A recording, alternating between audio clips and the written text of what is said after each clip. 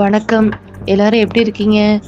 இன்னைக்கு நம்ம பார்க்க போற தலைப்பு, கண்ணால் காண்பதும் பொய், காதால் கேட்பதும் பொய், தீர விசாரிப்பதே மெய்.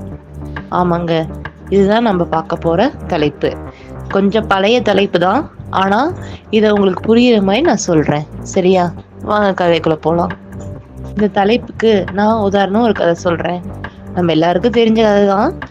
விஜயநகர பேரரசு ஆண்ட கிருஷ்ணதேவராயருடைய அமைச்சர் தெனாலிராமன் பத்தின கதை தான். தெனாலிராமன்னாலே நமக்கு என்ன தெரியும்? அவருடைய நகைச்சுவை தானே. நகைச்சுவையும் தாண்டி சிந்திக்க வைக்கும் திறன். ஆமாங்க, இந்த கதையில அதை பத்தி தான் நம்ம பார்க்க போறோம். தெனாலிராமன் எங்க இருப்பாரு? விஜயநகரத்துல தானே. அந்த விஜயநகர பேரரசுக்கு ஒரு மாமுனிவர் வருகை தந்தாராம். அவர் முக்காலமும் உணர்ந்தவராம். அந்த முனிவர் விஜயநகரத்திற்கு வரும்பொழுது அங்கு பெரிய வறட்சி நிலவியதாம். பசி, வறட்சி, பஞ்சம் இப்படின்னு இருந்ததாம். மக்கள் எல்லாம் அந்த முனிவரை பார்த்த உடனே அவர் காலில் போய் விழுந்து இந்த குறைய பத்தி சொன்னாங்களாம். முனிவரும் கண்ணை மூடி யோசிச்சுட்டு, கண்டிப்பா நாளைக்கு மழை வரும் அப்படின்னு சொன்னாரா. எல்லாரும் திருப்பியும் ஒரு தடவை அந்த முனிவர் கிட்ட கேட்டாங்களாம், என்ன முனிவரே, உண்மையாலுமே மழை வருமா அப்படின்னு. அந்த முனிவர் சொன்னாரா, கண்டிப்பா நாளைக்கு மழை வரும் அப்படின்னு சொல்லிட்டு அங்க இருந்து நகர்ந்துட்டாராம். மக்கள் எல்லாரும் அதை பத்தியே யோசிச்சுக்கிட்டு இருந்தாங்களாம். அதே மாதிரி அடுத்த நாள் மழை மேகங்கள் கருகருவென வானில் சூழ்ந்ததாம். இடியும் மின்னலுடன் மழை பொழிந்ததாம். மக்கள் அனைவரும் மகிழ்ச்சி வெள்ளத்தில் மழையில் குளித்து நடனமாடினராம். எல்லோரும் அந்த முனிவரையே புகழ்ந்து பாடினராம். ஆனால் ஒருவர் மட்டும் அந்த காட்சியை கண்டு எள்ளி நகைத்தாராம். யார் அது? வேற யாரு? நம்ம தெனாலிராமன் தான். ஆமாங்க, தெனாலிராமன் இதை பார்த்து மிகவும் நகைச்சுவை உணர்வோடு சிரித்து கொண்டிருந்தாராம். எல்லோரும் அவரிடம், ஏன் சிரிக்கிறாய் என்று கேட்டார்களாம். அதற்கு அவர் சிரித்து கொண்டே சொன்னாராம், ஐப்பசி மாதம் என்றால் மழை வரதானே செய்யும். இன்று ஐப்பசி மாதம், அடுத்து கார்த்திகை மாதம். ஐப்பசி கார்த்திகையில் மழை பெய்யும் என்பது ஊரறிந்த உண்மைதானே. இது அந்த முனிவர் சொன்னாலும் சரி, சொல்லாவிட்டாலும் சரி, ஐப்பசியில் மழை வரும். இதுவே பெய்த மழையை தடுத்து நிறுத்த சொன்னால் அந்த முனிவர் செய்வாரா என்ன? முடியாதுதானே. ஏன் அதை பற்றி சிந்திக்காமல் முனிவரை தூக்கி பிடிக்கிறீர்கள் என்று கேட்டாராம். உடனே கூட்டத்தில் இருந்த ஒருவர், நீ கூந்தலின் நிறம் கருப்பு என்று சொன்னால் கூட ஏற்றுக்கொள்ள மாட்டாய் என்று கூறினாராம். உடனே தெனாலிராமன் சிரித்து கொண்டே, கூந்தலின் நிறமும் கருப்பு கிடையாது என்று கூறினாராம். இதை கேட்ட அனைவரும் அதிர்ச்சி அடைந்தார்களாம். என்ன ராமா சொல்கிறாய்? கூந்தலின் நிறம் கருப்புதானே என்று கேட்டார்களாம். அதற்கு ராமன் சிரித்து கொண்டே, கூந்தல் கருப்பு, வெள்ளை, சாம்பல், செம்மை என்று 4 நிறங்களை உடையது என்று கூறினாராம். இதை கேட்ட அனைவரும் ஆமாம் என்று ஒரு மனதார ஒப்புக்கொண்டார்களாம். இதிலிருந்து என்ன தெரிகிறது? நாம் ஒரு விஷயத்தை கண்மூடித்தனமாக நம்புவது தவறு. எந்த ஒரு விஷயமாக இருந்தாலும் அதை நாம் ஆழ்ந்து சிந்தித்து பிறகே ஒப்புக்கொள்ள வேண்டும். அதுதான் கண்ணால் பார்ப்பதும் பொய், காதால் கேட்பதும் பொய், தீர விசாரிப்பது. கதையோட தொடக்கத்துல தெனாலிராமன் காளி தேவி முன்னாடி நின்று அவங்க வணங்கிக்கிட்டு இருந்தாராம். காளி தேவியே, நீங்க இன்னைக்கு எனக்கு கண்டிப்பா காட்சி கொடுத்தாகணும். அப்படி காட்சி கொடுக்கற வரைக்கும் நான் இந்த கோயிலை விட்டு போக மாட்டேன் அப்படின்னு வேண்டிக்கிட்டு இருந்தாராம். அப்ப அந்த ஊர்ல பயங்கரமா மழை பெஞ்சுக்கிட்டு இருந்துச்சாம். அவர் அந்த கோயிலுக்குள்ள நின்று சாமியவே கண்ணூடி தியானம் செஞ்சுக்கிட்டு இருந்தாராம். ஜெய ஜெய பவானி, ஜெய ஜெய காளி அப்படின்னு ஓயாம சொல்லிக்கிட்டே இருந்தாராம். அப்ப திடீர்னு ஒரு குரல் கேட்டுச்சான். ராமா, எழுந்திரு, கண்களை திறந்து பார், நான் தான் காளி வந்திருக்கேன் அப்படின்னு ஒரு குரல் கேட்டுச்சான். இத கேட்ட ராமனால தன் காதுகளை நம்பவே முடியலையாம். அவரும் தன் கண்களை திறந்து பார்த்தாராம். அவ்வளோ பிரகாசமான ஒளியோட காளி தேவி நின்னுகிட்டு இருந்தாங்களாம். அவர் கொஞ்சம் நிதானிச்சு அதுக்கப்புறம் தான் தன் கண்களை திறந்து பார்த்தாராம். கண்களை திறந்து பார்த்தா எதிரே காளி தேவி 1000 தலைகளுடையும் 2000 கனல் தெரிக்கும் கண்களுடையும் அகண்ட வாயுடையும் தொங்கப்பட்ட நாக்குடையும் ரத்தம் சொட்ட சொட்ட கைகள்ல சூலாயுதத்தை ஏந்திக்கிட்டு நின்னுகிட்டு இருந்தாங்களாம். இத பார்த்த ராமன் ஓஹோ ஹோ ஹோ ஹோ அப்படின்னு சிரிச்சாராம். உடனே காளிக்கு கோவம் வந்துச்சாம். என்ன ராமா, என்ன பார்த்து இப்படி சிரிக்கிற? நான் நினைச்சா என்ன ஆகும் தெரியுமா? அப்படின்னு சொன்னாங்களாம். அதுக்கு ராமா, ஐயோ தேவியே, என்னை மன்னியுங்கள், நான் தவறான அர்த்தத்துடன் சிரிக்கவில்லை அப்படின்னு சொன்னாராம். அப்போது எதுக்கு சிரித்தாய் அப்படின்னு காளிதேவி கேட்டாங்களாம். அதுக்கு தெனாலிராமன் சொன்னாராம், எங்க எங்க எல்லாருக்கும் ஜலதோஷம் பிடிச்சா ஒரு தலை ஒரு மூக்கு வச்சிருக்கிற மனுஷங்க எங்களாலே தாங்க முடியலையே, 1000 தலை வச்சிருக்கிற உன்னால எப்படி அதை தாங்கிக்க முடியும்? இதை நினைக்கும் போதுதான் எனக்கு ரொம்ப சிரிப்பா வருது அப்படின்னு சொன்னாரா ராமன். இதை கேட்ட காளியும் அவ்வளவுதானா அப்படின்னு சொல்லி அவருடைய அறிவை நினைச்சு ரொம்ப பெருமைப்பட்டு சிரிச்சாங்களாம். அப்புறம் காளி தேவி, தெனாலிராமா, உனக்கு நான் ஒரு வரம் தருகிறேன், என்ன வேண்டும் கேள் என்று கேட்டாங்களாம். எனக்கு எதுவும் வேண்டாமா, நீங்க தரிசனம் தந்ததே போதும் அப்படின்னு ராமன் சொன்னாராம். சரி, நானே உனக்கு ஒரு வரம் தருகிறேன் அப்படின்னு சொல்லிட்டு அவங்களுடைய கைகளை நீட்டினாங்களாம். 2 கிண்ணம் வந்ததாம். ஒரு கிண்ணத்துல பாலும் ஒரு கிண்ணத்துல தேனும் இருந்துச்சாம். ஒண்ணு கல்வி, அதாவது பால் கல்வி, தேன் செல்வம். உனக்கு எது வேண்டும், கல்வியா செல்வமா அப்படின்னு கேட்டாங்களாம். அதுக்கு ராமன், எனக்கு 2மே வேணும் அப்படின்னு சொன்னாராம். இல்லை ராமா, ஏதாவது ஒன்றை தான் நீ தேர்ந்தெடுக்க வேண்டும் அப்படின்னு சொன்னாங்களாம். அதுக்கு ராமன் சற்று நேரம் யோசித்து விட்டு பின்பு ஒரு கையில் இருந்த பாலை எடுத்து தேனில் கலந்தாராம். 2ம் ஒன்றென கலந்துச்சான். அந்த கிண்ணத்தை எடுத்து குடிச்சிட்டாராம். குடிச்சிட்டு, அம்மா, எனக்கு கல்வியும் வேணும் செல்வமும் வேணும் அப்படின்னு சொன்னாராம். இதை கேட்ட காளிதேவி சிரிச்சுக்கிட்டு, அப்படியே ஆகட்டும் அப்படின்னு அவருடைய அறிவு கூர்மையை கண்டு வியந்து போனாங்களாம். அதான் குட்டீஸ், ஒருத்தருக்கு கல்வி மட்டும் வச்சுக்கிட்டு அவங்களால வாழ்றது ரொம்ப கஷ்டம். அவங்களுக்கு பொருள் ஈட்டுறதுக்கு செல்வம் வேணும். அதே மாதிரி வெறும் செல்வம் மட்டும் வச்சுக்கிட்டு வாழ்றது ரொம்ப கஷ்டம். அவங்களுக்கு அதை பராமரிப்பதற்கு கல்வி வேணும். கல்வியும் செல்வமும் சம அளவுல இருந்தா மட்டும்தான் ஒரு மனுஷனால சராசரியான நல்ல வாழ்க்கை முறைய வாழ முடியும். அதுதான் தெனாலிராமனும் சொல்றாரு, ஒரு மனிதனுக்கு கல்வியும் செல்வமும் தேவை. இதுதான் இந்த கதையின் நீதி. தெனாலிராமன் சவால் போட்டுருவாரு குரு தாத்தாச்சாரியார்கிட்ட. அந்த சவால்ல அவர் வெற்றியும் பெற்றிருப்பாரு. வெற்றி பெற்று கிருஷ்ணதேவராயருடைய விகடகவியாக அமர்ந்திருப்பாரு. அந்த பதவி கிடைச்ச உடனே தெனாலிராமன் தன்னுடைய வாழ்நாள் பெருமையே அதுதான், தன் வாழ்நாள் பயனே அதுதான் சொல்லிட்டு ரொம்ப சந்தோஷமா இருந்திருப்பாரு. அதுக்கப்புறம் கிருஷ்ணதேவராயருக்கும் தெனாலிராமனுக்குள்ள நட்பு வளர்ந்துகிட்டே இருந்துச்சு. நாளுக்கு நாள் அது அதிகமாயிட்டே போச்சு.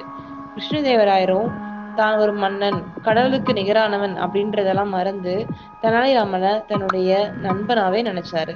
தினமும் அவருடைய நிறைய நேரம் செலவழிப்பாரு.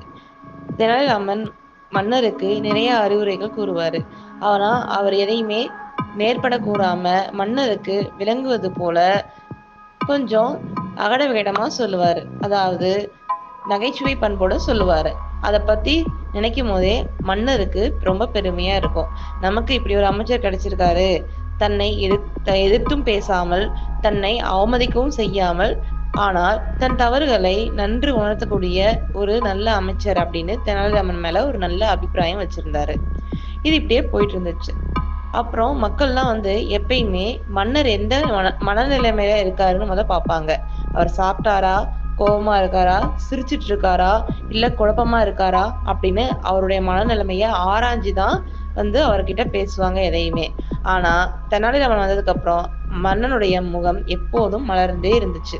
அதனால மக்கள் இத பத்திலாம் எந்த கவலையும் இல்லாம அவங்களுடைய வேண்டுகோளை மன்னர் முன்னாடி சொல்ல ஆரம்பிச்சாங்க. இப்படியே நாட்கள் இனிமையாக நகர ஆரம்பிச்சிச்சு. தெனாலிராமனும் தன் மனைவி சாரதாவோட சந்தோஷமா கிருஷ்ணதேவராயருடைய ஊர்லயே வாழ்ந்தாரு. அவர் வீட்டுல அவர் மனைவி, அவங்க அம்மா, தெனாலிராமன் 3 பேரும் சந்தோஷமா வாழ்ந்தாங்க. மன்னருடைய ஆட்சியும் நல்லாதான் போயிட்டு இருந்துச்சு. ஆனா இதெல்லாம் ரொம்ப நாள் நீடிக்கல. அங்க ஒரு கஷ்டம் வந்துச்சு. கஷ்டம்னா ஒரு பெரிய கஷ்டம் இல்ல, ஆனா அது அப்படி ஒரு லேசான கஷ்டமும் இல்லை. அது என்ன கஷ்டம்னா எலி தொல்லை. ஆமாங்க, கிருஷ்ணதேவராய ஊர்ல, அதாவது விஜயநகரத்துல எலி தொல்லை நாளுக்கு நாள் அதிகமாயிட்டே இருந்துச்சு.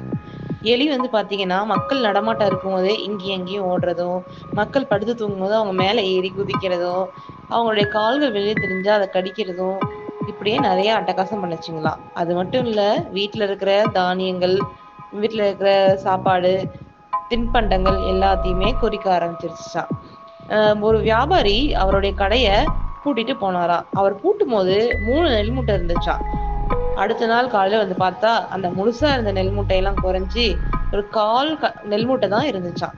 இதை பார்த்தா வியாபாரிக்கு அதிர்ச்சியா இருந்துச்சாம். அந்த வியாபாரிக்கு மட்டும் இல்ல, அந்த கடத்தெருவுல இருக்கிற நிறைய வியாபாரிக்கு இதே நிலைமை தான். வயல்களிலும் எலியுடைய அட்டகாசம் நாளுக்கு நாள் அதிகமாயிட்டே போச்சாம்.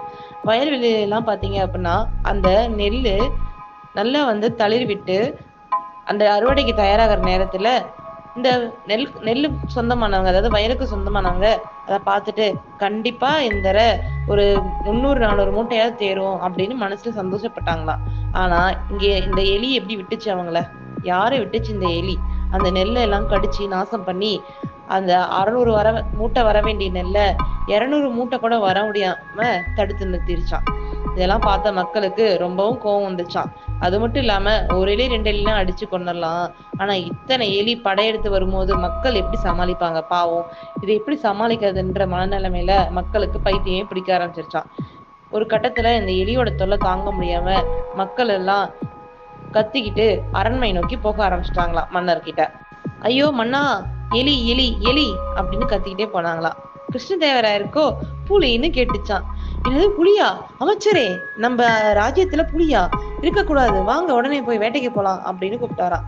அமைச்சரோ, மன்னா அது புலி இல்ல எலி, வாங்க போய் என்னன்னு கேட்கலாம் அப்படின்னு சொன்னாராம். கிருஷ்ணதேவராயரோ, ஓ எலியா, எலி இருக்கா இப்படி மக்கள்லாம் பயப்படுறாங்க, ஏன் இப்படி பயப்படுறாங்க அப்படின்னு நினைச்சுக்கிட்டே வந்தாராம். வந்து மக்களை சந்திச்சாராம். மக்கள் எல்லாரும், மன்னா எங்களை காப்பாத்துங்க, எங்களை காப்பாத்துங்க, இந்த எலியோட தொலை நாளுக்கு நாள் அதிகமாயிட்டே இருக்குது. ஆமா மன்னா, வயல் எல்லாம் எல்லா நெல்லையும் கடிச்சு வச்சிருது, மூட்டைகள் எல்லாம் கடையில தின்னு வச்சிருது, வீட்டுல இருக்கிறவங்க எல்லாரையும் கடிச்சு வச்சிருது, நெல் மூட்டைகள் எல்லாம் வந்து மிச்சம் வைக்கிறதே இல்லை அப்படின்னு அந்த எலி பண்ண ஒவ்வொரு சேட்டையா மக்கள் மன்னர்கிட்ட விடாம சொன்னாங்களாம். இது எல்லாத்தையும் கேட்ட மன்னர், ஒரு எலி 2 எலினா ஏதாவது மருந்து வச்சு கொள்ளலாம், இத்தனை எலி அழிக்க என்ன பண்றது அப்படின்னு யோசிச்சாரா. அத பத்தி அமைச்சர்கிட்டையும் கேட்டாரா. உடனே அமைச்சர் வந்து ஒரு யோசனை சொன்னாரா. மன்னா, எலியுடைய முதல் எதிரி பூனை, அதனால நம்ம இனிமே வீட்டுக்கு ஒரு பூனை வளர்ப்போம் அப்படின்னு சொல்லி சொன்னாரா. மன்னரும் யோசிச்சுட்டு, ஆமா இது நல்ல யோசனை தான், இதை நம்ம செய்யலாம் அப்படின்னு சொல்லி சொன்னாரா. ஆனா வீட்டுக்கு ஒரு பூனைக்கு எங்க போறது அப்படின்னு யோசிச்சாரா. நாமளே கொடுத்துடலாமே அப்படின்னு அமைச்சர் சொன்னாரா. மன்னருக்கு அந்த யோசனை சரின்னு பட்டுச்சான். அதனால மன்னர் என்ன செஞ்சாரா, வீட்டுக்கு ஒரு பூனை கொடுக்க முடிவு செஞ்சாரா. அப்புறம் மக்கள் ஒருத்தர் கேட்டாரா, வீட்டுக்கு ஒரு பூனை கொடுக்குறீங்க, அந்த பூனையோட சாப்பாட்டுக்கு நாங்க என்ன பண்ணுவோம் அப்படின்னு சொல்லிட்டு. ஆமா, பூனை தான் எலியை திங்குதே, அப்புறம் எதுக்கு அதுக்கு சாப்பாடு அப்படின்னு சொல்லிட்டு அமைச்சர் சொன்னாராம். இருந்தாலும் பூனை எலியவே சாப்பிட்டு சாப்பிட்டு ஒரு கட்டத்துல எலியவே பிடிக்க மாட்டேன்னு சொன்னா என்ன பண்றது அப்படின்னு ஒருத்தர் கேட்டாரா. அதுக்கு அமைச்சர், ஆமாம் மன்னா, இதுவும் வந்து சரியான கேள்விதான், இதுக்கு என்ன சொல்றது அப்படின்னு சொல்லி அமைச்சர் கேட்டாரா. எனக்கு ஒன்றும் புரியலையா. அப்புறம் கொஞ்ச நேரம் கழிச்சு அந்த அமைச்சரே சொன்னாரா, பேசாம நம்ம இப்படி பண்ணா என்ன, வீட்டுக்கு ஒரு பூனையும் ஒரு மாட்டையும் கொடுத்துருவோம், மாடு பால் தரும், அந்த பாலை பூனை கொடுக்கலாம், பூனையும் பாலை சாப்பிட்டுட்டு எலியும் பிடிச்சிட்டு நம்ம நாட்டு மக்களையும் காப்பாத்திடும் அப்படின்னு சொன்னாரா. மன்னரும் சரியான யோசனை அமைச்சரே அப்படின்னு சொல்லிட்டு உடனே அதுக்கான ஏற்பாடை செய்ய சொன்னாரா. அந்த மன்னருடைய ஆணைப்படி வீட்டுக்கு ஒரு பூனையும் ஒரு மாடும் கொடுத்தாங்களாம். அந்த மாடு வந்து சீம மாடா, நிறைய பால் கிடக்குமா. மக்களும் அதை வாங்கிக்கிட்டு போயிட்டாங்களாம். மன்னர் ஆணைப்படி எல்லா வீட்லயும் வந்துட்டு பூனைக்கு நல்லாவே பால் கொடுத்து நல்லா கொலு கொலுன்னு வளர்த்தாங்களாம். மக்கள் வந்து, ஐயோ பூனை வந்து ஒழுங்கா சாப்பிடாம மெலிஞ்சு போயிருந்தா மன்னர் நம்மள கேட்பாரே, தண்டனை கிடைக்குமே அப்படின்னு பயந்து பயந்து பூனைய நல்லாவே பார்த்துக்கிட்டாங்களாம். ஆனா இதுல ஒரு அவலம் என்னன்னா, மக்கள் பூனைக்கு கொடுக்குற முக்கியத்துவத்தை தான் பிள்ளைங்களுக்கும் வீட்டுக்கும் கொடுக்க மறந்துட்டாங்களாம். மறக்கிறது இல்ல, மன்னருடைய பேச்சை மீறி அது எதுவுமே செய்ய முடியாதுன்ற ஆதங்கத்துல செஞ்சாங்களாம். வீட்டுல இருக்கிற பிள்ளைங்களாம் மெலிஞ்சு போச்சான். மக்களுக்கு எலி தொல்லையும் கொஞ்சம் கொஞ்சமா குறைஞ்சிச்சான். இருந்தாலும் பூனையை பாக்குற அந்த தொல்லை அதிகமாச்சான். இதெல்லாமே வந்து மன்னருடைய காதுக்கு போகவே இல்லை. ஏன்னா யாரும் குறை சொல்ல மாட்டாங்க, மீறி சொன்னா மன்னர் தண்டிச்சிருவாரு, அந்த பயம்தான் ஆனா இதெல்லாம் கேட்கதான் நம்ம ராமன் இருக்காரே. வாங்க ராமன் என்ன பண்ணாரு இந்த பூனையை வச்சுன்னு பார்க்கலாம். எல்லா வீட்டுக்குமே பூனை கொடுக்குற மாதிரி ராமனுடைய வீட்டுக்குமே பூனையும் மாடும் கொடுத்தாங்களாம். ஆனா ராமன் என்ன பண்ணாரா, பூனைக்கு பாலை கொடுக்காம அவரே நல்லா வயிறு முட்டை பாலை கறந்து கறந்து குடிச்சாராம்.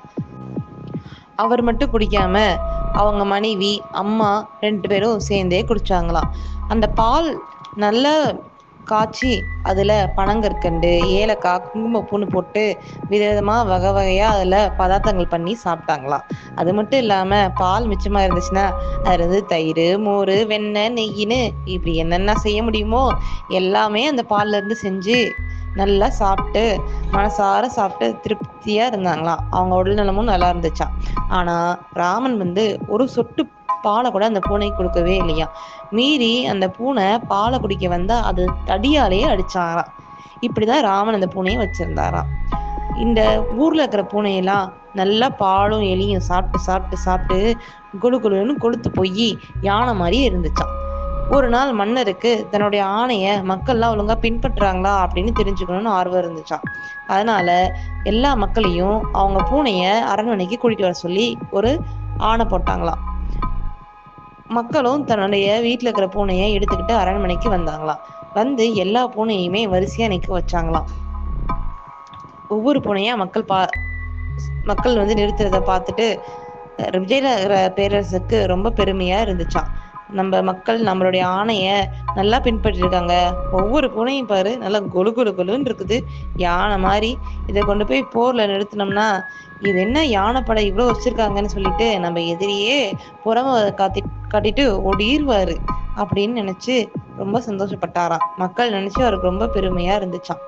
அப்படியே ஒவ்வொரு பூனையா பார்வையிட்டு வரும்போது ஒரே ஒரு பூனை மட்டும் நோஞ்சானா எலும்புந்தோலுமா பார்க்கவே அருவருப்பா இருந்துச்சான்.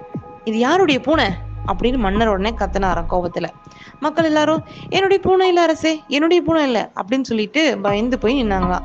ஆனா ஒருத்தர் மட்டும் இது என்னுடைய பூனை தான் அப்படின்ட்டு அந்த பூனை தூக்கி ஆசுவாசமா தட்டி கொடுத்தாராம். யார் அது? ராமன் தான். உடனே அரசருக்கு மிகுந்த கோபம் வந்துச்சா. என்ன ராமா, என்னுடைய ஆணையை நீ பின்பற்ற மாட்டியா? நீயே எல்லா பாலையும் எடுத்துட்டு பூனையை பட்டினி போட்டியா? உனக்கு எவ்வளவு தைரியம் இருக்கணும் அப்படின்னு சொல்லி மன்னர் அவரை முறைச்சாராம். ரொம்ப கோபத்தோட பேசினாராம். ஆனா ராமன், மன்னரே, இந்த பூனை இப்படி இருக்கிறதுக்கு நான் காரணம் இல்லை. அரசர் கேட்டாராம். பொய் சொல்லாத ராமா, உன்னால ஆணையை பின்பற்ற முடியல, இப்ப பொய் சொல்றியா அப்படின்னு கேட்டாராம். சத்தியமா இல்லை மன்னா, வேணும்னா ஒரு கிண்ணத்துல பாலை கொண்டு வந்து இந்த பூனை கிட்ட வைங்க, அந்த பூனை அந்த பாலை குடிச்சிருச்சுன்னா நான் இந்த ஊரை விட்டே போயிடுறேன் அப்படின்னு சொன்னாராம். அதே மாதிரி ஆட்கள் கிட்ட பாலை கொண்டு வர சொன்னாராம் மன்னர். அந்த பாலை பூனை கிட்ட வச்ச உடனே பூனை தலை தெறிக்க ஓடிருச்சான். இதை பார்த்த மன்னருக்கு மிகவும் கோபம் வந்துருச்சான். பூனை பாலை குடிக்காத மாதிரி ஏதோ சதி செஞ்சிருக்க ராமானி அப்படின்னு சொல்லி சொன்னாராம். ஐயோ சத்தியமாக இல்ல மன்னா அப்படின்னு சொல்லி சொன்னாராம். பின்ன ஏன் பூனை ஓடிச்சு? இதுக்காக தண்டனை நீ அனுபவிச்சாகணும் அப்படின்னு சொல்லி சொன்னாராம். அவர் ஆட்களை அனுப்பி பூனை பிடிச்சிட்டு வாங்க அப்படின்னு சொன்னாங்களாம். பூனை பிடிச்சிட்டு வந்து பார்த்தா பூனையுடைய வாயெல்லாம் புண்ணா இருந்துச்சான். அமைச்சர் உடனே, மன்னரே, இவரு பாலை சுட சுட காய்ச்சி ஆற வைக்காம பூனை குடிச்சிட்டாரு போல, அந்த சூடு பாலை குடிச்சோன்னே பூனை மிரண்டு போச்சு, அதனாலதான் பாலை குடிக்கவே மாட்டேங்குது அப்படின்னு சொல்லி சொன்னாராம். இதை கேட்ட அரசர், என்ன ராமா இதெல்லாம் அப்படின்னு சொல்லி கோபத்தோட கேட்டாராம். அதுக்கு ராமர், என்னை மன்னிச்சிடுங்க மன்னா, நீங்க ஒரு விஷயத்த யோசிக்கல. தராசுனா 2 பக்கமும் சரிசமமா இருக்கணும். பூனை பத்தி யோசிச்சீங்களே தவிர இந்த நாட்டு மக்களை பத்தி யோசிக்கல. மக்கள் உங்க ஆணைக்கு பயந்து பூனையை நல்லபடியா வளர்த்தாங்க. ஆனா மக்களோட நிலைமையை பாத்தீங்களா? வீட்ல எல்லாம் பிள்ளைங்க பால் இல்லாம ரொம்ப சோர்ந்து போயிட்டாங்க. இளைஞர்கள்லாம் வலுவிழந்து போயிட்டாங்க. முதியவர்களுக்கெல்லாம் நோய் தாக்கம் இருக்கு. இதை பத்தி நீங்க சிந்திக்கவே இல்லை. உங்க ஆணைக்கு பயந்து மக்கள் பூனைய எப்படி செழிப்பா வச்சிருக்கிறத பத்தி யோசிச்சாங்களே தவிர தான் வீட்டை மறந்துட்டாங்க. நீங்களும் உங்க நாட்டுல நீங்க கொடுத்த பூனைய மக்கள் நல்லபடியா வளர்த்துறாங்களா இல்லையான்னு பாத்தீங்களே தவிர மக்கள் நல்லபடியா இருக்காங்களா என்னன்றதை நீங்க பார்க்கல. நீங்க 2 பக்கமும் நியாயமா நடந்துக்கணும் மன்னரே அப்படின்னு சொன்னாராம். அதுக்கப்புறம் தான் மன்னருக்கு தன்னுடைய தவறான செயல் புரிஞ்சுச்சான். இதை நினைச்சு மன்னர் வருத்தப்பட்டாரா. ராமன் கிட்ட மன்னிப்பும் கேட்டாரா. அன்னையிலிருந்து பூனையெல்லாம் திருப்பி வாங்கிட்டாரா. எங்க பிரச்சனை இருக்கோ அங்க மட்டும் அதிகமான பூனைகளை வச்சிருந்தாங்களாம். மக்களுக்கு பூனைக்கு ஏத்த மாதிரி கொடுத்துட்டு மீதியை நீங்களும் சாப்பிடலாம் அப்படின்னு சொல்லிட்டு உத்தரவு போட்டாராம். தெனாலிராமன் தன்னுடைய கிராமத்துல இருந்து விஜயநகரத்துக்கு வந்திருந்தாரு. முக்கியமா அவரு அரசருடைய அவையில சேரணும் அப்படின்ற ஒரு குறிக்கோளோட வந்திருந்தாரு. அது அவருக்கு ரொம்ப நாள் கனவா. அதுக்காக அவர் நிறைய முயற்சிகள் செஞ்சாரு. அரசரை போய் பாக்குறதுக்கு தினமும் முயற்சி செஞ்சாரு. ஆனா அவரால அரசரை நெருங்க கூட முடியல. அதனால அவருக்கு ஒரு யோசனை தோணுச்சு. என்னன்னா, அரசரை தான் நெருங்க முடியல, ஆனா அரசருக்கு தெரிஞ்சவங்க யாராவது சிபாரிசு செஞ்சா நாம எளிமையா அரசரை பாத்திரலாம் அப்படின்னு சொல்லிட்டு ஒரு யோசனை தோணுச்சான். அதனால யார பார்க்கலாம் அப்படின்னு யோசனை செஞ்சாராம். ஆமாங்க, யார போய் பார்க்கலாம் அப்படின்னு யோசிச்சாராம். அப்ப அவருக்கு தோணுதுதான் அந்த மகான். ஞாபகம் இருக்காங்க, பாட்டுல மகான் வருவாரு, மழை வரும்னு சொல்லுவாருல்ல, அதே மகான் தான். அந்த மகானை போய் பார்க்கலாம் அப்படின்னு முடிவு செஞ்சாராம். அந்த மகானுடைய பெயர் தாத்தாச்சாரியார். அவர் வேற யாரும் இல்ல, கிருஷ்ணதேவராயருடைய ஆசான குரு. அவர் என்ன சொன்னாலும் கிருஷ்ணதேவராயர் கண்ணை மூடிட்டு கேட்பாராம். அவர் குதின்னு சொன்னாலும் கண்ணை மூடிட்டு கடல்ல குறிச்சிருவாராம். அப்படி இருக்கிற ஒரு குரு தெனாலிராமனை பத்தி சொன்னா கிருஷ்ணதேவராயர் தன் அவையில சேர்த்துக்க மாட்டாரா என்ன? அந்த ஒரு நம்பிக்கையில தான் தெனாலிராமன் தாத்தாச்சாரியாரை பார்க்க போனாராம். அவங்க வீட்டுக்கு போனா அங்க நிறைய மக்கள் கூட்டம் கூட்டமா வெளில நின்று இருந்தாங்களாம். நீண்ட வரிசை இருந்துச்சான் அவரை பாக்குறதுக்கு. தெனாலிராமனும் அந்த வரிசையில ஒருத்தரா இருந்து தாத்தாச்சாரியரை பார்க்க காத்துக்கிட்டு இருந்தாராம். அப்ப அவருடைய முறை வந்துச்சான். அவர் உள்ள போய் தாத்தாச்சாரியரை பார்த்து அவரை பத்தி புகழ்ந்து பேசினாராம். குருவே வணக்கம், குருவே சரணம், குருவே உன் புகழ் வாழ்க, உன் புகழ் வாழ்க அப்படின்னு சொல்லிட்டு அவரை பத்தி பெருமையா சொன்னாராம். அதை கேட்கும் போது தாத்தாச்சாரியருக்கு மலர் மாதிரி முகமெல்லாம் அவ்வளோ சந்தோஷத்தால பூரிச்சு போச்சான். அவரு தெனாலிராமனை திருப்பியும் சொல்லு, திருப்பியும் சொல்லுன்னு கேட்டுக்கிட்டே இருந்தாராம். அதை கேட்க கேட்க கேட்க அவருக்கு சந்தோஷமா இருந்துச்சான். காதல தேன் பாயற மாதிரி இருந்துச்சான். அவரு உடனே தெனாலிராமனை பார்த்து, நீ அடுத்த தடவை என்னை பார்க்க வரும்போது ஒரு பதியம் எழுதி கொண்டு வா என்னை பத்தி அப்படின்னு சொன்னாராம். அதுக்கு தெனாலிராமன், சரி அப்படியே செஞ்சுட்டா போச்சு குருவே அப்படின்னு சொன்னாராம். அப்புறம் அவர் கேட்டாராம், சொல்லு உனக்கு என்ன வேணும் அப்படின்னு. அதுக்கு தெனாலிராமன் சொன்னாராம், கிருஷ்ணதேவராயருடைய அவையில அமைச்சரா ஒரு பதவி வேணும் அப்படின்னு கேட்டாராம். உனக்கா அப்படின்னு தாத்தாச்சாரியார் தெனாலிராமனை மேலையும் கீழையும் பார்த்தாராம். அப்புறம் அவர் சொன்னாராம், உன்னை பார்த்தா பட்டிக்காட்டா மாதிரி இருக்குது, உனக்கு அமைச்சரவையில இடமா? அதுக்கெல்லாம் ஒரு யோகம் வேணும், உன் மூஞ்சிக்கு எங்க அது இருக்குது அப்படின்னு சொன்னாராம். இது கேட்ட தெனாலிராமனுக்கு கோவம் வந்துருச்சான். என்னது, என்னை பத்தி என்ன சொன்னீங்க அப்படின்னு சொன்னாராம். உன்னை பார்த்துதான் சொன்னேன், உனக்கெல்லாம் இடம் கொடுக்க முடியாது, அந்த அரண்மனையில தோட்டக்காரனா ஆகிறது கூட உனக்கு தகுதி கிடையாது அப்படின்னு தாத்தாச்சாரியார் சொன்னாராம். இதை கேட்ட தெனாலிராமனுக்கு கடும் கோவம் வந்துச்சான்.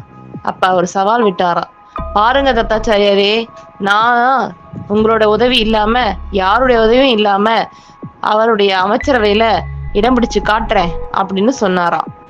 தாத்தாச்சாரியாரும் நீ இடம் பிடிச்சிட்டாலும் அப்படின்னு சொன்னாராம். தெனாலிராமனுக்கு ரொம்ப கோவம் வந்துச்சான். எப்படியாவது இதுக்கு ஒரு வழி பண்ணணும்னு நினைச்சாராம். அவரு ஆவேசமா தாத்தாச்சாரியரை பார்த்து, வாங்க அவையில சந்திக்கலாம் அப்படின்னு சொல்லிட்டு போயிட்டாராம். அப்புறம் கொஞ்ச நாள் கழிச்சு அரண்மனையே விழா கோலம் பூண்டு இருந்துச்சான். அங்க நிறைய மக்கள் திரண்டு இருந்தாங்களாம். எப்பயுமே அவையில மாசத்துக்கு ஒரு முறை ஆடல் பாடல் நிகழ்ச்சி நடத்துறது வழக்கமா. ஆனா இந்த முறை ஆடல் பாடல் நிகழ்ச்சி வேண்டாம், அதுக்கு பதிலா எல்லாரையும் வேக்க வைக்கும் வித்தைக்கார நிகழ்ச்சி வச்சுக்கலாம் அப்படின்னு அரசர் முடிவு பண்ணியிருந்தாராம். அரசர்கிட்ட அந்த வித்தைக்கார நிகழ்ச்சிய வைக்க சொல்லி சொன்னதே தாத்தாச்சாரியார் தானா.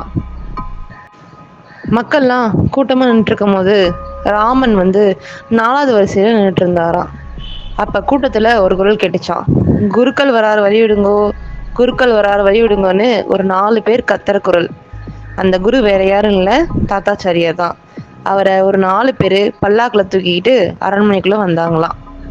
வந்த உடனே அவரை பார்த்து அரசரே எந்திரிச்சு நின்று கையெடுத்து கும்பிட்டாராம். கையெடுத்து கும்பிட்டு குருவே சரணம் அப்படின்னு அவரை வணங்கினாராம். அப்புறம் அவருக்குன்னு சிறப்பான ஒரு சிம்மாசனம் போடப்பட்டுச்சான் அரசருக்கு பக்கத்திலேயே. அதை உட்கார்ந்துக்கிட்டாராம் தாத்தாச்சாரியார். அதுக்கப்புறம் நிகழ்ச்சி நடக்க ஆரம்பிச்சிச்சான். வித்தைக்கார நிகழ்ச்சினா ஒன்றும் இல்லை, மேஜிக் ஷோ. ஆமாங்க, அதுதான் நடக்க போகுது. இந்த வித்தைக்காரருடைய பேரு முத்தையாவா. அவரு நிறைய வித்தையை செய்ய ஆரம்பிச்சாராம். முதல்ல ஒரு சேவலை கூடைக்குள்ள போட்டு மூடிட்டாராம். அப்புறம் கொஞ்ச நேரம் கழிச்சு அந்த கூடை எடுக்கும் போது சேவல் கடையில முட்டை இருந்துச்சான். இதை பார்த்த மக்கள் ஆச்சரியப்பட்டாங்களாம். அப்புறம் ஒரு காலியான கிண்ணத்தை கொண்டு வர சொன்னாராம். அதை ஒரு துணி போட்டு மூடிட்டாராம். கொஞ்ச நேரத்துக்கு அப்புறம் அந்த துணி எடுத்து பார்த்தா அந்த கிண்ணம் நிறையா பூந்தி இருந்துச்சான். அதை அங்க இருந்த அனைவருக்கும் கொடுத்தாராம். முக்கியமா குழந்தைங்களுக்கு கொடுத்தாராம். குழந்தைகள்லாம் அது ரொம்ப சுவையா இருக்கு, இன்னும் கொஞ்சம் கொடுங்கன்னு கை நீட்டி கேட்டாங்களாம். அப்புறம் மூணாவதா ஒரு கல்லை எடுத்தாராம். அந்த கல்லை ஒரு கரண்டியில தட்டினாராம். அந்த கல்லுல இருந்து உள்ளாங்குழல் இசை முதல்ல வந்துச்சான். ரெண்டாவது முறை தட்டினப்ப நாதஸ்வர ஓசை கேட்டுச்சான். மூணாவது தடவை தட்டினப்ப வீணையினுடைய ஒலி கேட்டுச்சான். இதை பார்த்த மக்கள்லாம் நல்லா இருக்கே அப்படின்னு சொல்லி கர ஓசை எழுப்புனாங்களாம். அப்புறம் நாலாவதா கொஞ்சோண்டு கடலப்பருப்பு எடுத்து வாயில போட்டு மென்னாராம். அப்புறம் அதை அப்படியே துப்பிட்டாராம். பார்த்தா அவர் துப்புனதெல்லாம் பளிங்கு குண்டுகளாம் மாறி இருந்துச்சான். இதை பார்த்த மக்கள் எல்லாம் வாயை பிளந்து அப்பா பிரமிப்பா பார்த்துக்கிட்டு இருந்தாங்களாம். என்ன ஒரு அதிசயம் அப்படின்னு தங்களுக்குள்ள பேசிக்கிட்டாங்களாம். அந்த அறையில மீண்டும் கர ஓசை கேட்டுச்சான். உடனே ஆணவம் கொண்ட அந்த முத்தையா, எனக்கு மிஞ்சினது யாரும் இல்லை, நான் பல சித்தர்கள் கிட்ட சித்து வேலை கத்திருக்கேன், இதெல்லாம் மந்திரம் இல்லை, எல்லாம் தந்திரம், என்ன மிஞ்ச யார் இருக்கீங்க இந்த நாட்டுல? யாராவது ஒருத்தர் இருந்தா வாங்க, இந்த நாட்டுல ஆம்பளைன்னு ஒருத்தர் இருந்தா வாங்க அப்படின்னு சொல்லி கூப்பிட்டு இருந்தாராம். புத்திசாலின்னு ஒருத்தர் இருந்தா வாங்க அப்படின்னு சொன்னாராம்.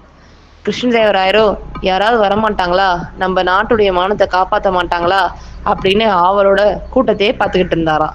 அப்ப ஒரு கை நான் அப்படின்னு தூக்குச்சான்.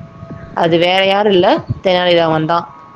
தெனாலிராமன் அந்த அவைக்கு முன்னாடி நான் இந்த சவாலை ஏத்துக்கிறேன் அப்படின்னு சொன்னாராம். இதை கேட்ட வித்தக்காரர் சிரின்னு சிரிச்சாராம். சின்ன பாலகன் நீ என்னை தோக்கடிக்க போறியா அப்படின்னு. தெனாலிராமனோ, சின்ன பாலகனோ பெரிய பாலகனோ உங்களுடைய சவாலை நான் ஏத்துக்கிறேன், நீங்களா நான் பாத்திரலாம் அப்படின்னு சொன்னாராம். அந்த வித்தைக்காரனும் சிரிச்சுக்கிட்டே சரி என்ன சவால் சொல்லு அப்படின்னு சொன்னாராம்.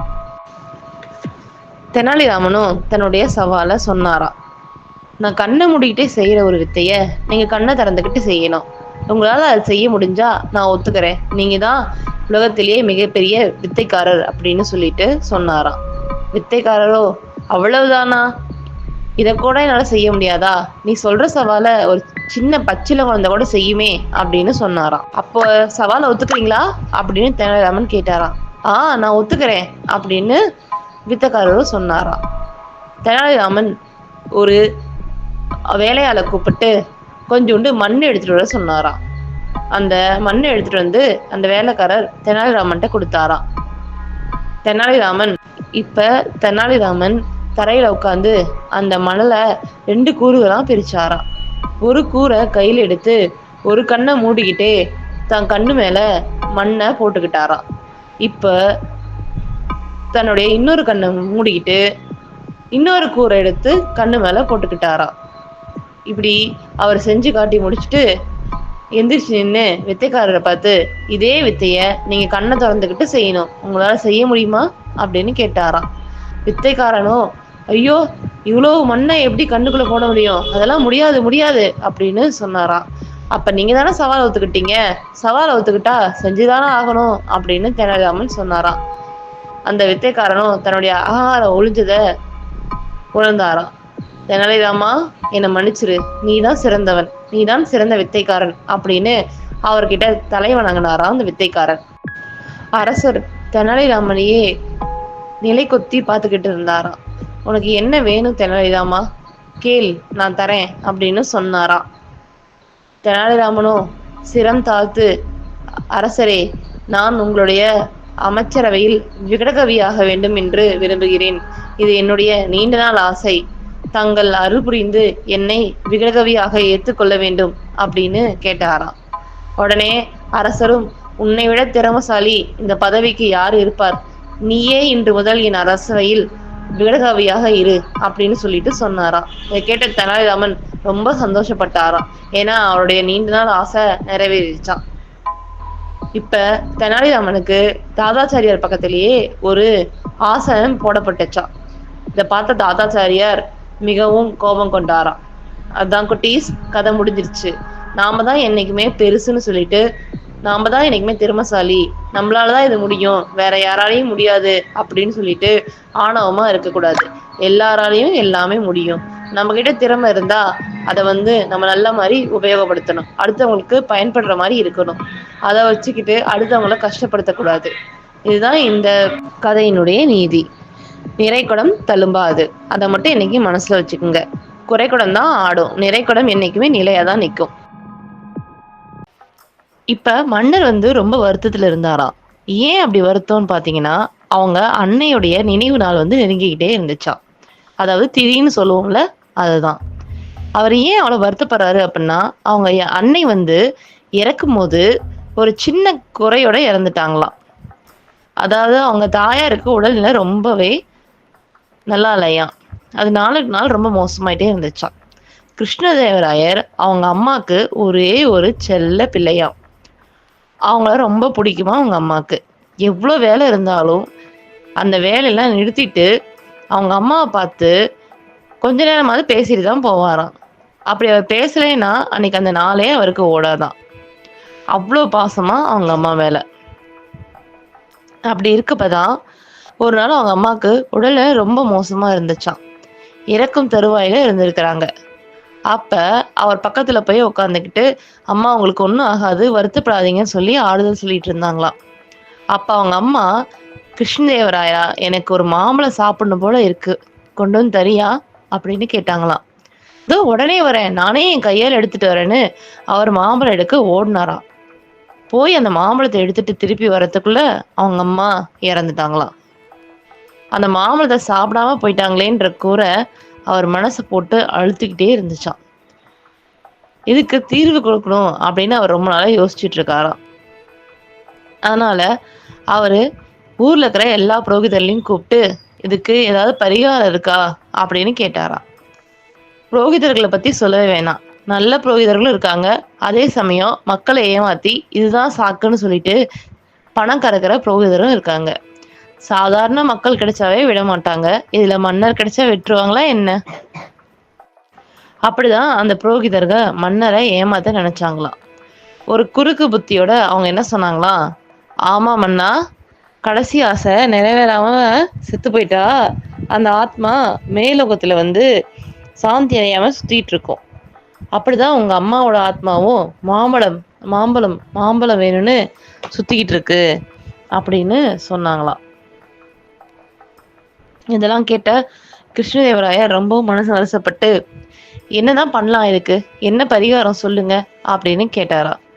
என்ன பரிகாரம், என்ன பண்ணலாம், நீங்களே சொல்லுங்க அப்படின்னு கிருஷ்ணதேவராயர் புரோகிதர்களை கேட்டாங்களாம். புரோகிதர்கள் சும்மாவே இதுதான் சாக்குன்னு ஏதாவது கேட்பாங்க. இதுல மன்னரே கேட்கும்போது சும்மா இருப்பாங்களா?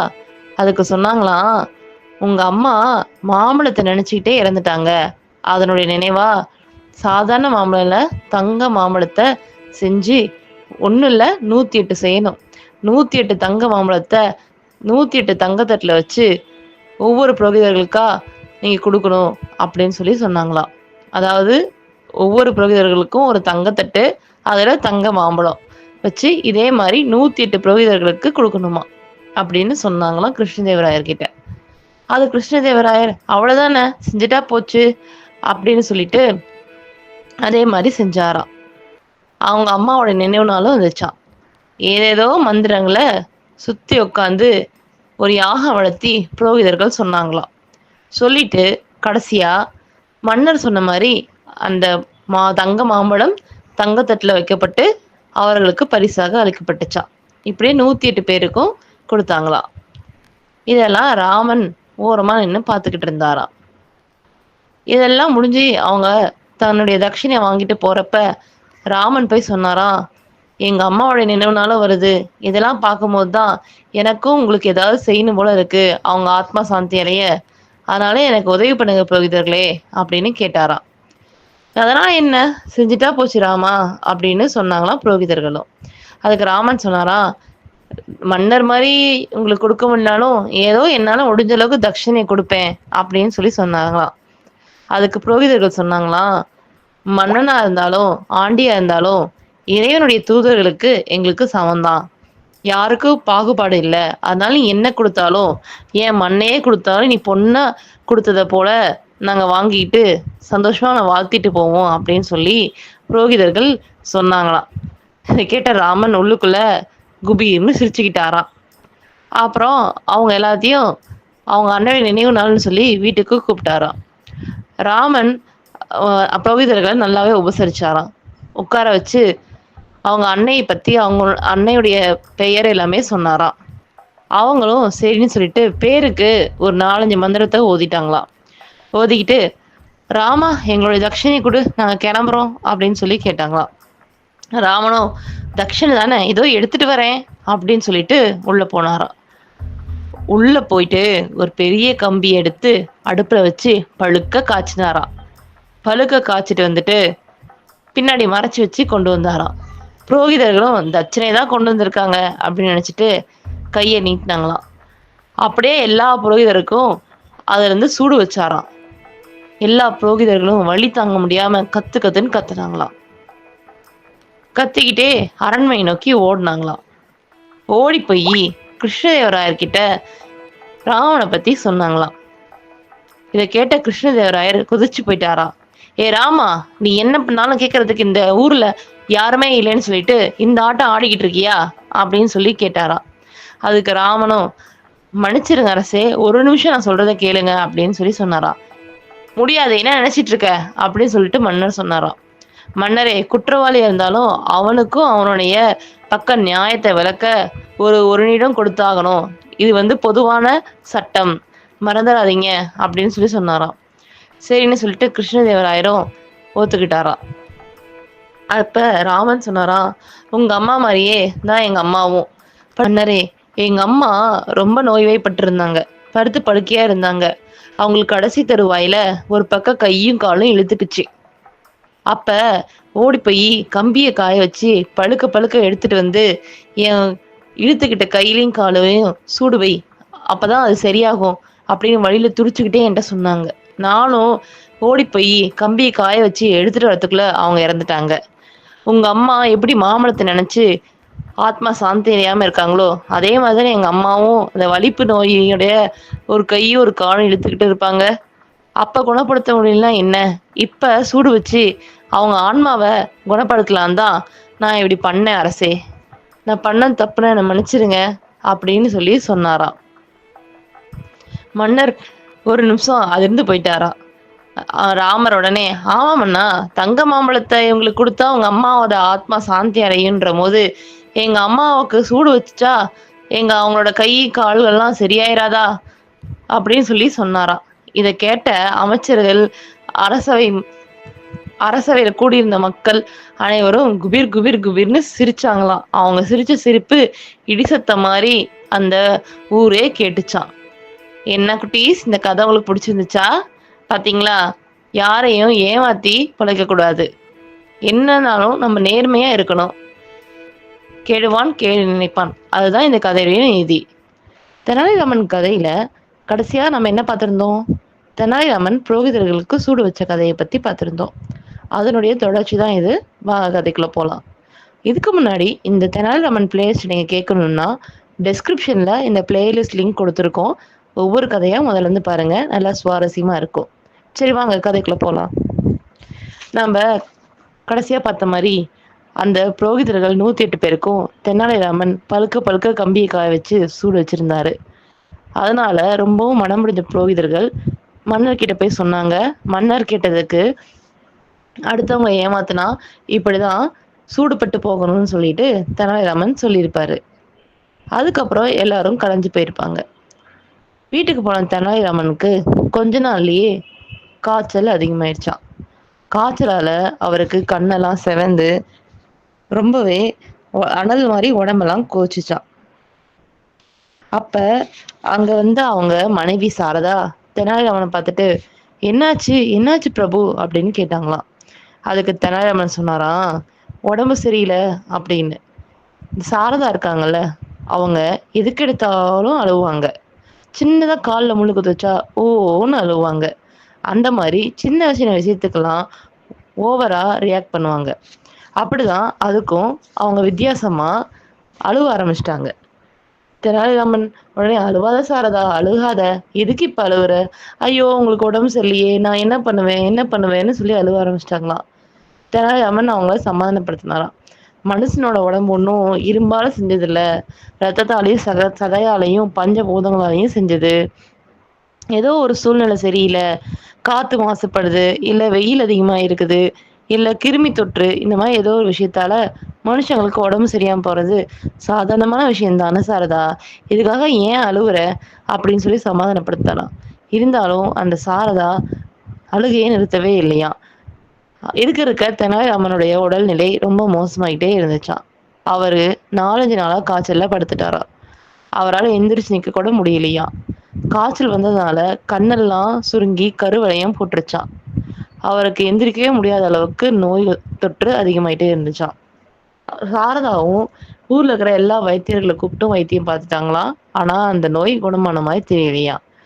இதனால பதட்டப்பட்டு போன சாரதா, யாரோ வந்துட்டு செவின் வச்சுட்டாங்க, யாரோ கண்ணு வச்சுட்டாங்க, யாரோ என் புருஷனுக்கு சாபம் விட்டுட்டாங்க. அந்த சாபத்தால தான் என் புருஷன் இப்படி இருக்காரு அப்படின்னு சொல்லி புலம்பி அழுக ஆரம்பிச்சுட்டாங்களாம். இத கேட்ட பக்கத்து வீட்டுக்காரங்க சாரதாக்கு ஒரு உபயம் சொன்னாங்களாம். "நீங்க ஏன் ஒரு புரோகிதர கூட்டு வந்து பார்க்கக்கூடாது? இத்தன வைத்தியர பார்த்துமே சரியாகலன்னா, அதுல ஏதோ ஒரு விஷயம் இருக்குன்னு தானே அர்த்தம்" அப்படின்னு. சரின்னு சொல்லிட்டு சாரதாவும் புரோகிதர கூட்டிட்டு வந்து பார்த்தாங்களாம். ராமன பார்த்த புரோகிதருக்கு அவ்ளோ சந்தோஷமா இருந்துச்சாம். ஏன் தெரியுமா? இவர் அந்த 108 புரோகிதர்கள்ல ஒருத்தரு. அதாங்க ராமன் சூடு போட்டார்ல 108 புரோகிதர்கள். அதுல இவரும் ஒருத்தராம். அவரு மனசுக்குள்ள நினைச்சுக்கிட்டாராம். தெனாலிராமா, அன்னைக்கு எனக்கு சூடு வச்சில்ல, அந்த சூடு என் கையில பட்டபோது எப்படி என் கை, உடல்லாம் எரிஞ்சுதோ, அதே மாரி இன்னைக்கு காய்ச்சலால உன்னுடைய உடம்பு எரிஞ்சிட்டு இருக்கு பாத்தியா?" அப்படின்னு சொல்லி மனசுக்குள்ள நினைச்சுக்கிட்டாராம். எல்லாரும் இத வெளியில சொல்லிட்டா, அப்புறம் சாரதாட்ட யாரு அடி வாங்குறது? அதனால அவர் மனசுக்குள்ளயே நெனச்சுக்கிட்டு சொன்னாராம், "உன் புருஷனுக்கு யாரோ சாபம் விட்டுருக்காங்க" அப்படின்னு சொல்லிட்டு. பதட்டப்பட்டு போன சாரதா, "என்ன சாமி சொல்றீங்க? யாரு சாபம் விட்டாங்க?" அப்படின்னு சொல்லி கேட்டாங்களாம். அவர் உடனே கண்ண மூடிக்கிட்டு, ஏதோ கொஞ்ச நேரம் யோசிக்கிற மாரி யோசிச்சாராம். யோசிச்சுட்டு கண்ண தொறந்து, "இவருக்கு புரோகிதர்களுடைய சாபம் இருக்கு" அப்படின்னு சொன்னாராம். "என்ன சொல்றீங்க? புரோகிதர்கள் சாபமா?" அப்படின்னு சாரதா சொன்னாங்களாம். "ஆமா, ஆமா. இவருக்கு புரோகிதர்கள் சாபம் இருக்குது" அப்படின்னு சொன்னாங்களாம். உடனே சாரதா அழுக ஆரம்பிச்சுட்டாங்களாம். "108 புரோகிதர்களா? ஐயையோ! ஆமா, ஆமா. யாரு சொன்னா இவரு கேட்கிறாரு? புரோகிதர்கள் சாபம் யாரையும் சும்மா விடாது. அவங்கலாம் மந்திரம் சொல்றவங்க. மந்திரம் சொல்ல வாயால சாபம் விட்டா தாங்குமா?" அப்படின்னு சொல்லிட்டு சாரதா சொன்னாங்களாம். அதுக்கு அந்த புரோகிதர்கள் சொன்னாராம், "ஆமா, ஆமா. அவங்க எல்லாருமே சாபம் விட்டு தான் உன் புருஷனுக்கு இப்படி கத்தரி காய்ச்சல் வந்திருக்குது" அப்படின்னு சொன்னாராம். "என்னது கத்தரி காய்ச்சலா?" அப்படின்னு சாரதா கேட்டாங்களாம். "ஆமா, அந்த சித்திரை மாசத்துலலாம் ஊருக்குள்ள கத்தரி வெயில் அடிக்குது, கத்தரி வெயில் அடிக்குதுன்னு சொல்றாங்கல்ல. அந்த மாரி அது அதிகமான வெயில் அடிச்சா கத்தரி வெயில். இது அதிகமான காய்ச்சல் இருக்கிறனால கத்தரி காய்ச்சல்" அப்படின்னு சொல்லிட்டு சொன்னாராம். இத கேட்ட சாரதா ரொம்பவும் அழுக ஆரம்பிச்சுட்டாங்களாம். "இதுக்கு சாவோ விமோச்சனமே இல்லையா புரோகிதரே?" அப்படின்னு சாரதா கேட்டாங்களாம். கண்ண மூடி யோசிக்கிற மாரி புரோகிதர் யோசிச்சாராம். ஆனா அந்த புரோகிதருக்கு தான் தெரியுமே, சூடுபட்ட 108 புரோகிதர்கள்ல இவரும் ஒருத்தர் தானே. அத யோசிச்சு பார்த்துட்டு, இவரு என்ன கேட்கலாம் அப்படின்னு சொல்லி யோசிச்சாராம். யோசிச்சுட்டு திடீர்னு கண்ண திறந்தாரு. "இதுக்கு இருக்கு. ஒரு வழி இருக்கு" அப்படின்னு சொன்னாராம். "என்னன்னு சொல்லுங்க புரோகிதரே" அப்படின்னு சொல்லிட்டு சாரதா சொன்னாங்களாம். "எனக்கு 108 பொற்காசுகள் கொடுங்க" அப்படின்னு சொன்னாராம். எனது உங்களுக்கா? அப்படின்னு சாரதா கேட்டாங்களாம். இல்ல, இல்ல, இல்ல. எனக்கு என்ன மாரி இருக்கிற புரோகிதர்களுக்கு ஒரு 108 பேருக்கு பொற்காசுகள் குடுத்தாலும் சரி, அது 108 பேருக்கு தான் குடுக்கணும்னு இல்ல. என்ன மாரி ஒரு புரோகிதருக்கே நீங்க 108 குடுத்தாலும் சரி, அதுதான் நான் அப்படி சொன்னேன் அப்படின்னு சொல்லி புரோகிதர் சொன்னாராம். இத கேட்ட சாரதா, ஐயய்யோ! என்கிட்ட இப்ப காசே இல்லையே! இருந்த காசெல்லாம் வைத்தியருக்கே செலவு பண்ணிட்டேனே! ஐயோ! நான் காசுக்கு எங்க போவேன்? அப்படின்னு சொல்லி புலம்புனாங்களாம். அப்பதான் அவங்களுக்கு ஞாபகம் வந்துச்சா, அவங்க வீட்ல ஒரு குதிரை இருக்கிறது. ஆ புரோகிதரே, இந்த பரிகாரத்துக்கான விலைய வந்து அதாவது தட்சணைய வந்து நாங்க காசா தான் குடுக்கணுமா? இல்ல பொருளாவும் குடுக்கலாமா? அப்படின்னு கேட்டாங்களாம். நீங்க எதா குடுத்தாலும் சரி. ஆனா எனக்கு தேவை 108 பொற்காசுகள் அப்படின்னு சொன்னாராம். சாரதாவும் யோசிச்சு யோசிச்சு பார்த்தாங்களாம். அப்புறமேட்டு சரி, இந்த குதிரைய நான் வித்துட்டு உங்களுக்கு அந்த காசு தரேன் அப்படின்னு சொன்னாங்களாம். இத கேட்டு கேள்விப்பட்ட புரோகிதருக்கு ரொம்ப சந்தோஷமா. ஏன்னா ராமன் கிட்ட இருக்கிறது ஒரு அரேபிய குதிரையாம். அந்த குதிரை எப்படியும் 200, 300 பவுன் போகும் அப்படின்னு சொல்லி யோசிச்சுட்டு அவர் கேட்டாராம். சரி, நீ அந்த குதிரைய தானமா குடு. ஆனா அந்த குதிரைய வித்து குடுக்கணும். அப்படியே குதிரையா குடுக்கக்கூடாது. அந்த குதிரைய எவ்வளோக்கு விக்கிறியோ, அந்த காச அப்படியே என்ட்ட குடுத்துறணும். சரியா? அப்படின்னு சொல்லி புரோகிதர் கேட்டாராம். சாரதாவும் சரி அப்படின்னு சொல்லி சொன்னாங்களாம். தெனாலிராமன் வேணாம் வேணான்னு எவ்வளோ சொல்லியும் சாரதா கேட்கவே இல்லையாம். அவங்களோட மூட நம்பிக்கையால இந்த சடங்கெல்லாம் நடந்துச்சாம். புரோகிதர் பாட்டுக்கு ஏதோ சடங்கெல்லாம் செஞ்சுட்டு, சரி நான் செஞ்சுட்டேன். காய்ச்சல் குணமாயிடும் அப்படின்னு சொல்லிட்டு போயிட்டாராம். அட பார்த்தா, ராமனுக்கு காய்ச்சல் சரியாயிடுச்சாங்க 4 நாள்ல. ராமன் எந்திரிச்சு உட்காந்துட்டாராம். இத கேட்ட சாரதா, ஐயய்யோ! இங்க பார்த்தீங்களா? நான் தான் சொன்னேன்ல. சாபம், சாபம், சாபம். இதெல்லாம் புரோகிதர்களுடைய சாபம். இந்த புரோகிதர்கள் விட்ட சாபத்துல தான் நீங்க இப்படி இருந்தீங்க. இப்ப பாருங்க, அந்த புரோகிதர் வந்து பரிகார பூஜை பண்ணோனே சரியாயி உட்காந்துட்டீங்க. கடவுளே! காப்பாத்துனதுக்கு ரொம்ப நன்றிப்பா. அந்த புரோகிதருக்கு அந்த குதிரைய வித்த காச குடுத்துறணும். இப்ப என்ன பார்த்துட்டு இருக்கீங்க? போய் குதிரைய வித்துட்டு, அந்த காச புரோகிதருக்கு குடுத்துட்டு வாங்க. அப்படின்னு சொல்லிட்டு போயிட்டாங்களாம். இத கேட்ட தெனாலிராமன் தல தலையா அடிச்சுக்கிட்டாராம். ஐயோ! இவளுக்கு நான் எப்படி புரிய வைப்பேன்? அப்படின்னு சொல்லிட்டு. அப்புறம் அவருக்கு ஒரு யோசனை தோணுச்சாம். இந்த புரோகிதர்கள்லாம் எப்படி ஏமாத்துறாங்க பாரு. இவங்கள திருப்பி நம்ம ஏமாத்துறது தப்பே இல்லன்னு நெனச்சுக்கிட்டாராம். என்ன பண்ணாராம், குதிரைய தானே விக்கணும் அப்படின்னு சொல்லிட்டு, குதிரைய விக்க போறதா குதிரைய எடுத்துட்டு கிளம்புனாராம். ஆனா, குதிரைக்கு மேல ஒரு சின்ன பூனையும் உட்கார வச்சுட்டு போனாராம். சந்தைக்கு போயிட்டு குதிரைய விக்க போறதா அங்க அறிவிச்சாராம். அது நல்ல அழகான அரேபிய குதிரை. அதோட அழகுல எல்லாரும் வசீகரமானாங்களாம். ராமன் குதிரைய விக்க ஆரம்பிச்சாராம். அப்ப ஒவ்வொருத்தரா விலைய கேட்டாங்களாம். அதுல ஒருத்தர் முன்னாடி ராமன் கிட்ட விலைய கேட்டாராம். ராமன் கிட்ட குதிரை எவ்வளவு அப்படின்னு கேட்டாராம். அதுக்கு ராமன் குதிரை 1 காசு அப்படின்னு சொன்னாராம். இத கேட்டு எல்லாரும் ஆச்சரியப்பட்டு போயிட்டாங்களாம். என்ன இவ்வளவு அருமையான குதிரை 1 காசா? என்ன சொல்ற ராமா அப்படின்னு சொன்னாங்களாம். என்னங்க குதிரைய தான் விலை கேட்டீங்க, குதிரை 1 காசு. என்ன ராமா உன்னோட சூழ்ச்சிய இங்க உபயோகப்படுத்துறியா? அப்படின்னு சொல்லி எல்லாரும் கேட்டாங்களாம். இல்லைங்க, இல்லவே இல்ல. நான் உண்மையதான் சொல்றேன். எங்க அம்மா சத்தியமா சொல்றேன். குதிரை 1 காசு அப்படின்னு சொன்னாராம். இத கேட்ட மக்கள் அனைவரும் கொஞ்சம் யோசிச்சாங்களாம். சரி 1 காசு குதிரைய குடுப்பியா நீ அப்ப? அப்படின்னு ஒருத்தர் கேட்டாராம். நான் குடுக்குறேன் அப்படின்னு சொல்லி ராமனும் சொன்னாராம். ஆனா ஒரு நிபந்தனை அப்படின்னு. அதானே பார்த்தேன் அப்படின்னு ஒருத்தர் சொன்னாராம். இருங்க, இருங்க, இருங்க நான் சொல்றேன் அப்படின்னு சொல்லி சொன்னாராம். இந்த குதிரை 1 காசு. ஆனா இந்த குதிரைக்கு மேல இருக்கிற பூனை 200 காசு. குதிரைய மட்டும் தனியா குடுக்க மாட்டேன். பூனையும் சேர்த்து தான் குடுப்பேன். குதிரைய வாங்குறவங்க கண்டிப்பா பூனைய வாங்கிக்கணும். ஏதாவது ஒண்ணு மட்டும் நான் தரமாட்டேன் அப்படின்னு சொன்னாராம். என்னடா இது இவன்? குதிரைக்கு யானை விலை சொல்லுவான்னு பார்த்தா, குதிரைக்கு பூனை விலைய சொல்லிட்டு, பூனைக்கு யானை விலைய சொல்றான் அப்படின்னு சொல்லிட்டு எல்லாரும் சொன்னாங்களாம். ஆனா ராமன் கொஞ்சம் கூட அசைஞ்சே குடுக்கலையாம். குதிரை 1 காசு, பூனை 200 காசு அப்படின்னு சொல்லி சொன்னாராம். மக்கள் எல்லாரும் என்னடா இது அப்படின்னு சொல்லிட்டு யோசிச்சாங்களாம். ஆனா அதுல ஒருத்தர் தெளிவா இருந்தாராம். எப்படினாலும் கூட்டி கழிச்சு பார்த்தா நமக்கு இதுல நஷ்டம் இல்லையே. எப்படியும் குதிரை 200 காசு வரும். நம்ம அதனால குதிரையும் பூனையும் சேர்த்தே வாங்கிக்கலாம் அப்படின்னு சொல்லிட்டு குதிரையை 1 காசுக்கும் பூனையை 200 காசுக்கும் வாங்கினாராம்.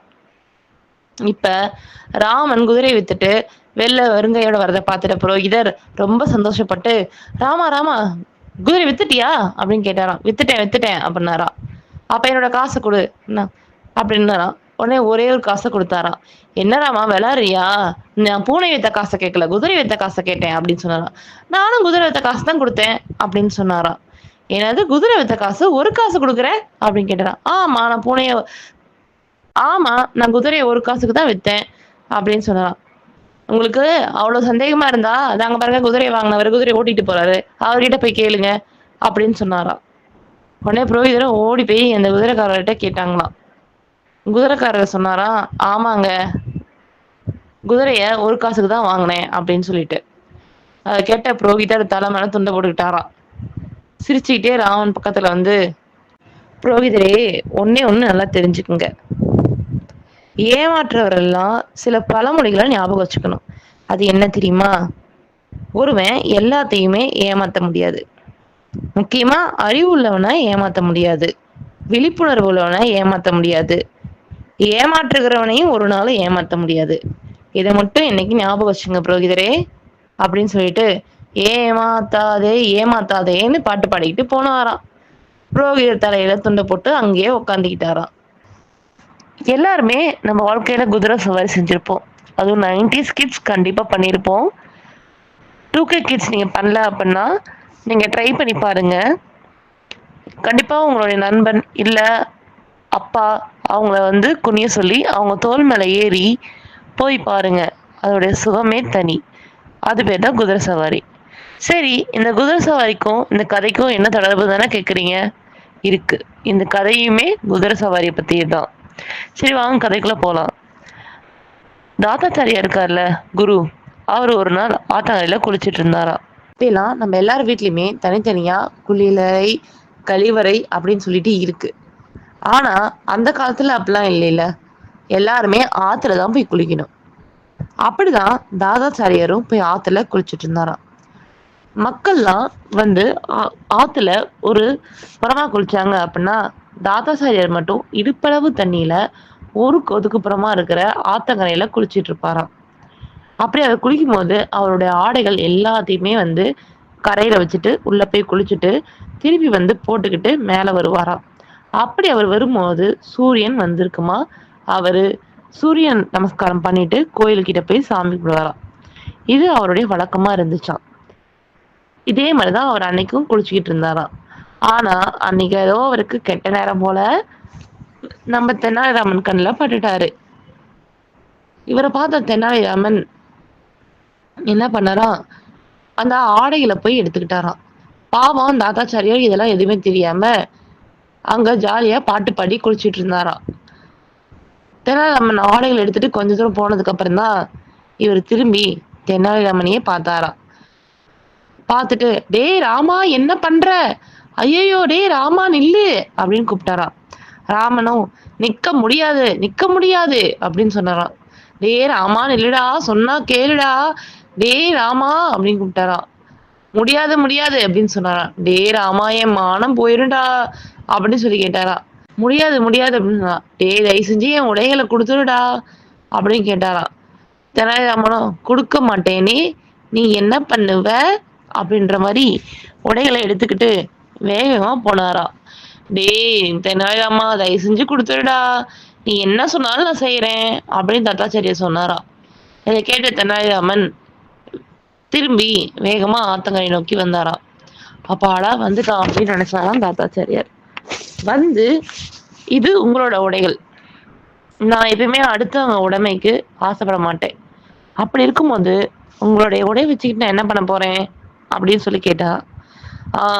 நல்ல பழக்கம், சரி உடைகளை கொடு அப்படின்னு கேட்டாரா தெனாலிராமன். ஆனா உங்களுக்கு நான் இன்னைக்கு உதவி பண்ண போறேன், நான் பண்ண போற உதவிக்கு நீங்க எனக்கு என்ன கைமாறு செய்வீங்க அப்படின்னு கேட்டாராம்.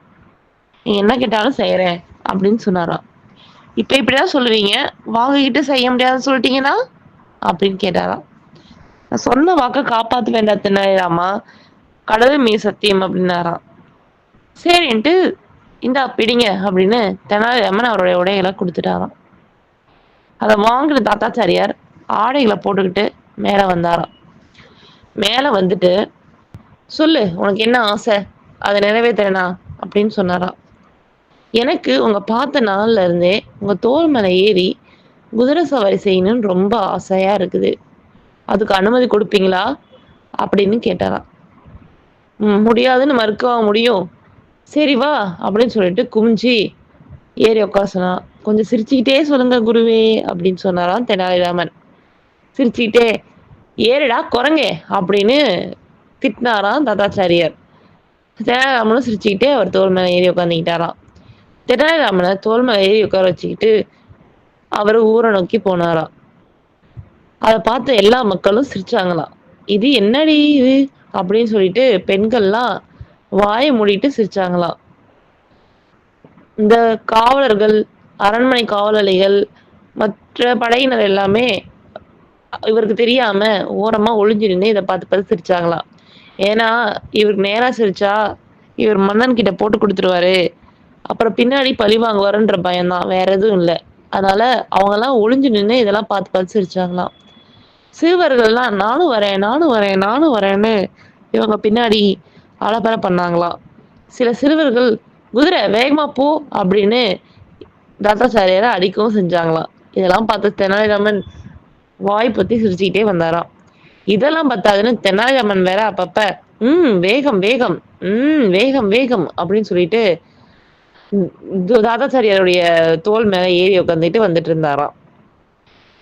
அவரு தாத்தாச்சாரியாரு கண்டிப்பா தெனாலிராமனை பழி வாங்கணும்னு நினைச்சாராம். அதனால வேணும்னே அரண்மனையை நோக்கி போனாராம். ஏன்னா வந்துட்டு மன்னன் இருக்காருல்ல, அவர் எப்படியா இருந்தாலும் தன்னுடைய சீடன், அதனால தன்னை காப்பாத்துவாரு, இந்த தெனாலிராமனுக்கு தண்டனை கொடுப்பாருன்ற எண்ணத்துல அரண்மனையை நோக்கி போனாராம். இத அறிஞ்ச தெனாலிராமன் இதுல இருந்து எப்படியாவது தப்பிக்கணும்னு நினைச்சாராம். அது இல்லாம தெனாலிராமனுக்கு தெரியுமா, யாருமே வந்து குழந்தைகளை தவிர மத்தவங்கள தோள் மேல ஏறி உட்கார வச்சு குதிரை சவாரி பண்ணக்கூடாது அப்படின்னு. இதுக்கு நடுவுல தாதாசாரியர் ஆசைப்பட்ட மாதிரியே மன்னரும் இந்த காட்சியை பார்த்துட்டாரா. அவர் உடனே அந்த தோல் மேல உட்கார்ந்துட்டு இருக்கவனை சங்கிலியால கட்டி சவுக்கால அடிச்சு இங்க கூட்டிட்டு வாங்க அப்படின்னு சொல்லி ஆட்களை அனுப்புனாரா. திடீர்னு தெனாலிராமன் தாதாசாரியார்கிட்ட மன்னிப்பு கேட்டாரா. அவர் மேல இருந்து இறங்கி என்னை மன்னிச்சிருங்க குருவே, என்னை மன்னிச்சிருங்க, என்னதான் இருந்தாலும் நீங்க எவ்வளவு பெரிய ஆளு, உங்களை நான் இப்படி பண்ணிருக்க கூடாது, என்னை மன்னிச்சிருங்க அப்படின்னு கேட்டாராம். நான் செஞ்சதுக்கு பிராய்ச்சித்தமா நான் வேணா உங்களை இப்ப குதிரை சவாரி செய்யறேன் அப்படின்னு கேட்டாங்களாம். சரி அப்படின்னு சொல்லிட்டு தாதாச்சாரியரும் ஒத்துக்கிட்டாராம். இப்ப ராமனுக்குரிய தாதாச்சாரியார் மேலே உட்காந்துக்கிட்டாரா. அப்பன்னு பார்த்து அந்த அரண்மனைகள் காவலாளிகள் வந்து மேலதானே அந்த தெனாலிராமன் உட்காந்துருக்கிறாரு, அப்ப ஓங்கி சவுக்கால அடிச்சாங்களாம். ஐயோ அம்மா அப்படின்னு தாத்தாச்சாரியார் வழியில துடிச்சு கீழே விழுந்தாராம். இதை பார்த்த காவலாளிகள் ஐயோ நீங்களா அப்படின்னு சொல்லிட்டு ஆச்சரியப்பட்டாங்களாம். இந்த கலவரத்தினால தெனாலிராமன் ஓடிட்டாராம். உடனே இவங்க தாதாச்சாரியரை மரியாதையோட கூட்டிட்டு கொண்டு போய் மன்னர் எடுத்தாங்களாம். இதை பார்த்த மன்னன் நீங்க ஏன் இங்க வந்திருக்கீங்க அப்படின்னு கேட்டாங்களாம். இல்ல இவங்க தான் கூட்டிட்டு வந்தாங்க அப்படின்னு சொன்னாங்களாம். நான் ராமனில் கூட்டிட்டு வர சொன்னேன் அப்படின்னு காவலர்களை பத்தி கேட்டாங்களாம்.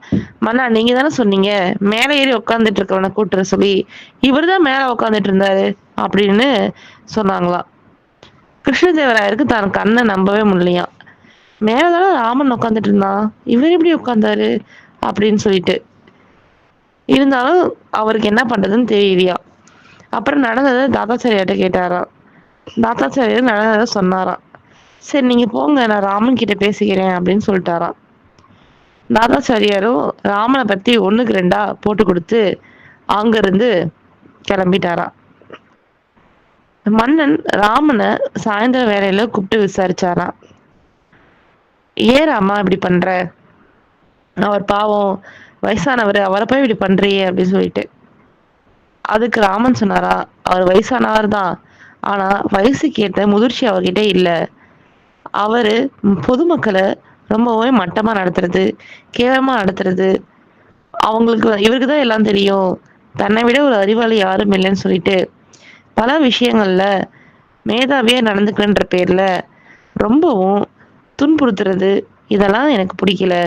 அப்படி பண்றவ இந்த மாதிரி பண்றதுல தப்பே இல்லையே அப்படின்னு சொன்னாராம்.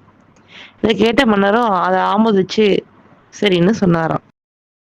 பொதுவா நம்ம ஊர்ல என்ன பிரச்சனை அப்படின்னா, ஒரு சாமியார்னா அவர் பட்டை போட்டிருக்கணும், நெத்தி நிறைய விபூதி வச்சுக்கிட்டு குங்குமம் வச்சுக்கிட்டு அவர் கழுத்துல 2 ஒரு ருத்ராட்ச கொட்டையை போட்டிருந்தா சாமியார் அப்படின்னு ஒத்துக்குவாங்க.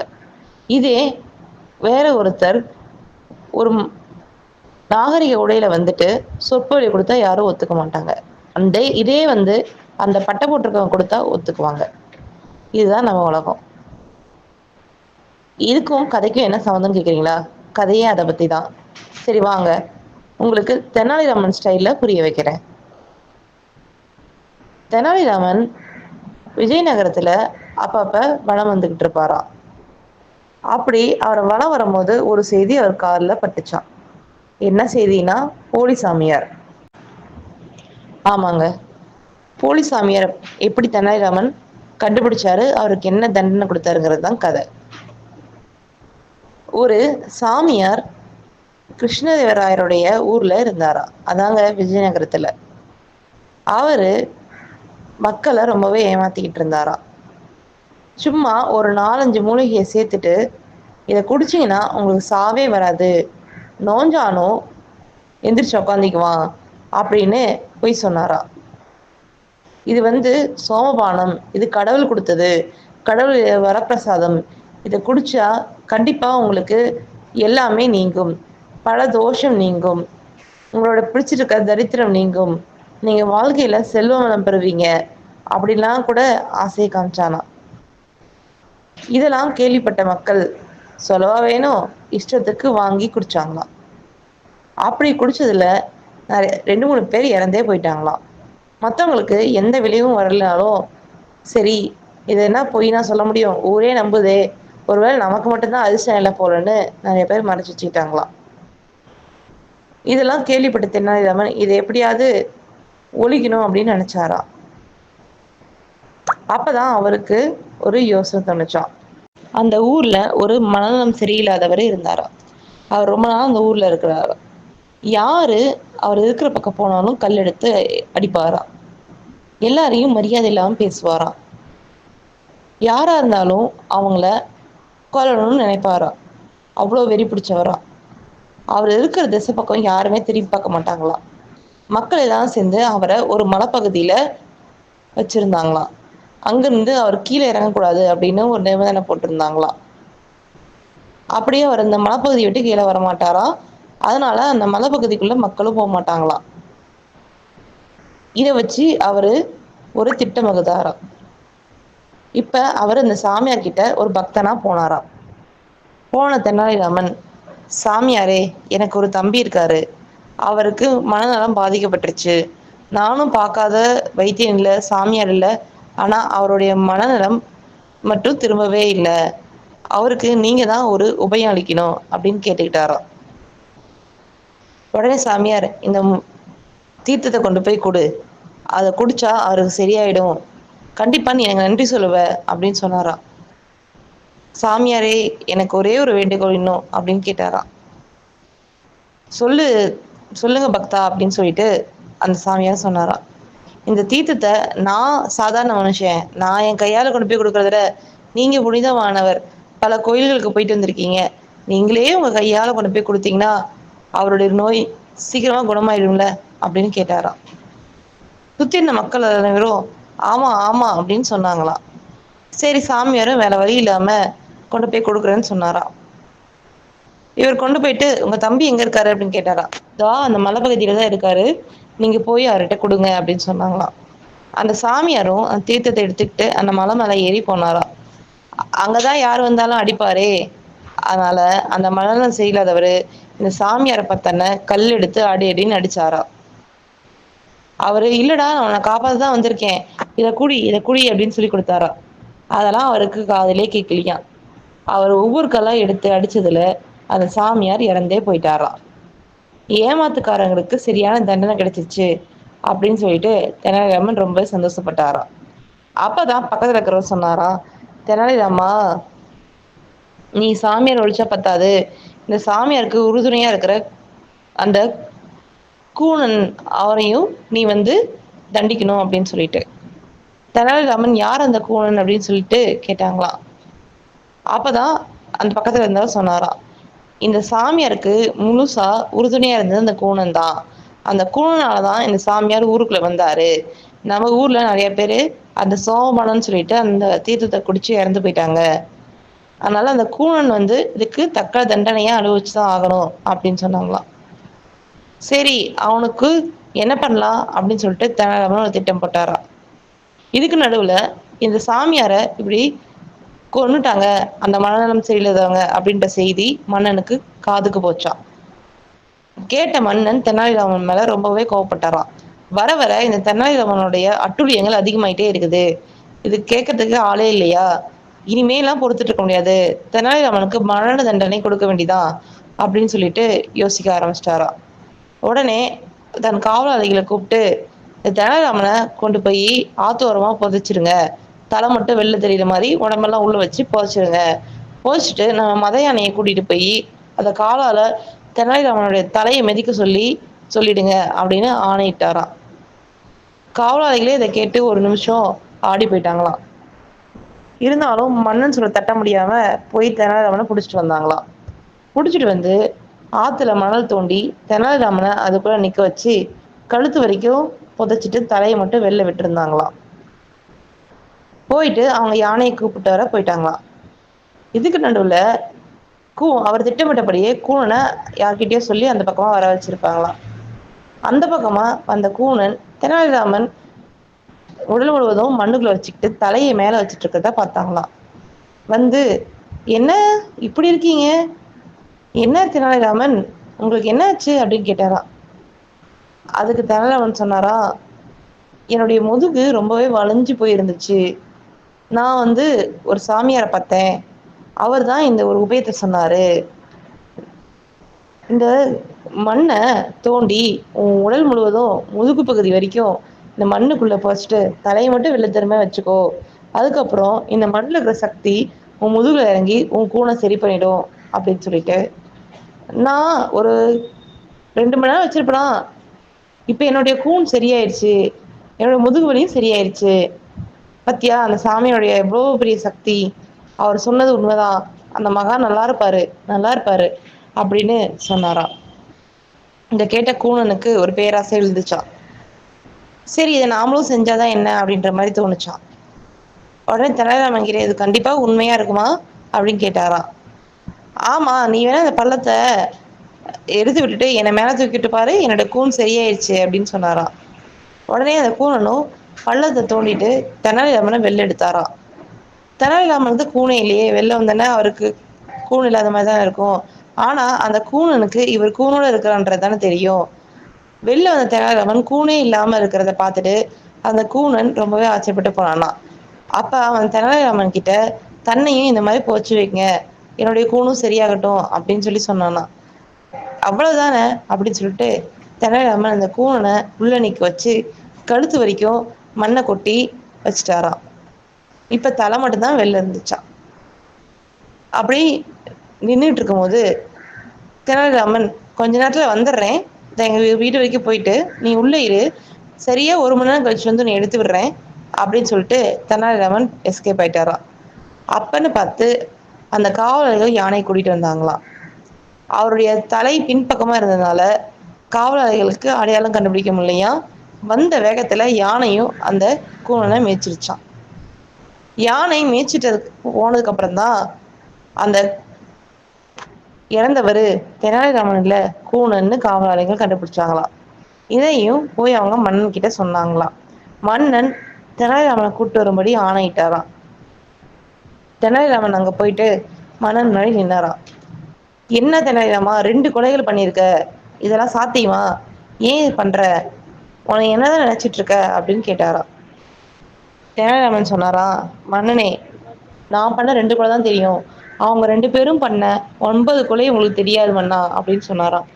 என்ன சொல்ற, என்னாச்சு அப்படின்னு கேட்டாராம். தெனாலிராமன் நடந்ததெல்லாம் சொன்னாராம். இந்த கேள்விப்பட்ட மன்னர் ரொம்பவே ஆத்திரப்பட்டாராம். இந்த நாட்டுல என்ன நடக்குது, அமைச்சர்கள்லாம் என்ன பண்ணிட்டு இருக்கீங்க, இப்படி ஒரு விஷயம் நடந்துட்டு இருக்கிறதை என் கவனத்துக்கு கொண்டு வர வேணாமா அப்படின்னு மத்தவங்களை பிடிச்சு திட்டினாராம். வழக்கம் போல தெனாலிராமன் கிட்ட மன்னிப்பு கேட்டாராம். இந்த கதை கொஞ்சம் சிரிக்க வைக்கிற மாதிரி இருந்தாலும் நம்மளை ரொம்பவே சிந்திக்க வைக்குது. நான் ஒரு பாட்டு கேட்டிருக்கேன். அது இருள் படத்துல வரும். "கண்ணை கட்டிக்கொள்ளாதே" அப்படின்ற பாட்டு. அதுல ஒரு வரி வரும். "தாடை எல்லாம் தாகூரா, மீசை எல்லாம் பாரதியா, கண்ணை கட்டிக்கொள்ளாதே தோழா" அப்படின்னு சொல்லிட்டு. அந்த லைன் என்ன ரொம்ப நாள் ரொம்பவே யோசிக்க வச்ச ஒரு வார்த்தைகள். நீங்க நெனச்சு பாருங்க, நாம நெறைய விஷயம் பார்க்குறோம். இப்ப சொல்லப்போனா, ஒரு சின்ன சட்டை, அது ரோட்ல இருக்கும்போது, ரோட்டு கடையில ரூ. 150. இதே அந்த சட்டைய நம்ம ஏசி ஷோரூம்ல போய் வாங்குறோம் ரூ. 500. ஆனா, நம்மளால ரூ. 500 போட்டிருக்கீங்க பில்லு, கொஞ்சம் குறைச்சுக்குங்க அப்படின்னு அங்க வழக்காட முடியாது. ஆனா, ரோட்டு கடையில நம்ம வழக்காடுறோம். யார் ஏழையோ, அவங்க கிட்ட தான் நம்ம இன்னும் வழக்கடிக்கிறோம். யார் பணக்காரங்களோ, அவங்க கிட்ட நம்ம எதுவும் பேசாம அவங்கள வளர்த்து விடுறோம். இதுலருந்து என்ன தெரியுது அப்படின்னா, நம்ப ஒரு சில விஷயம் இப்படிதான் இருக்கணும் அப்படின்ற ஒரு நம்பிக்கையில இருக்கோம். அந்த நம்பிக்கையை பயன்படுத்திக்கிட்டு நிறைய போலியான ஆட்கள் வந்து வலம் வராங்க. அந்த போலிகள் நம்பி நம்ம நெறைய இடத்துல ஏமாந்துடுறோம்.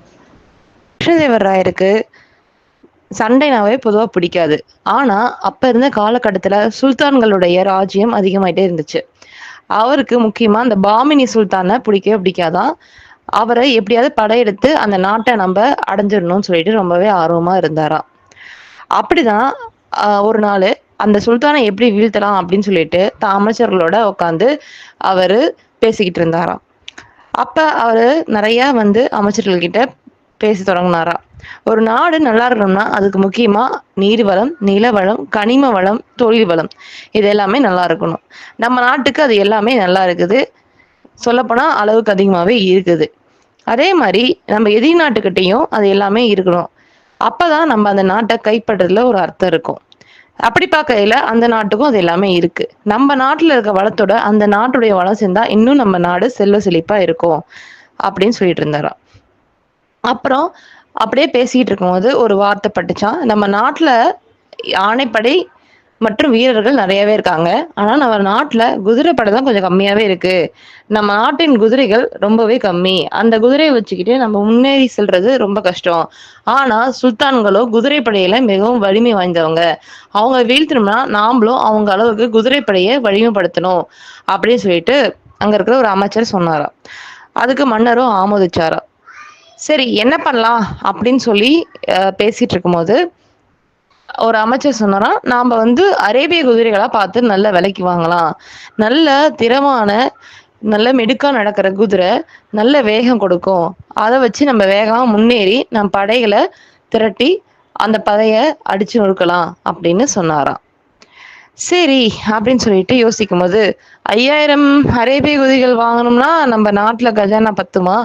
அதுவும் இல்லாம அதுக்கு வேலை செய்யறதுக்கு ஆளு, அவங்க அந்த குதிரைக்கு தீனி, அந்த ஆளுங்களுக்கு சம்பளம், இதெல்லாமே பார்க்கும்போது மக்கள் கிட்ட அப்புறம் வரி பணத்த அதிகப்படுத்தணும்.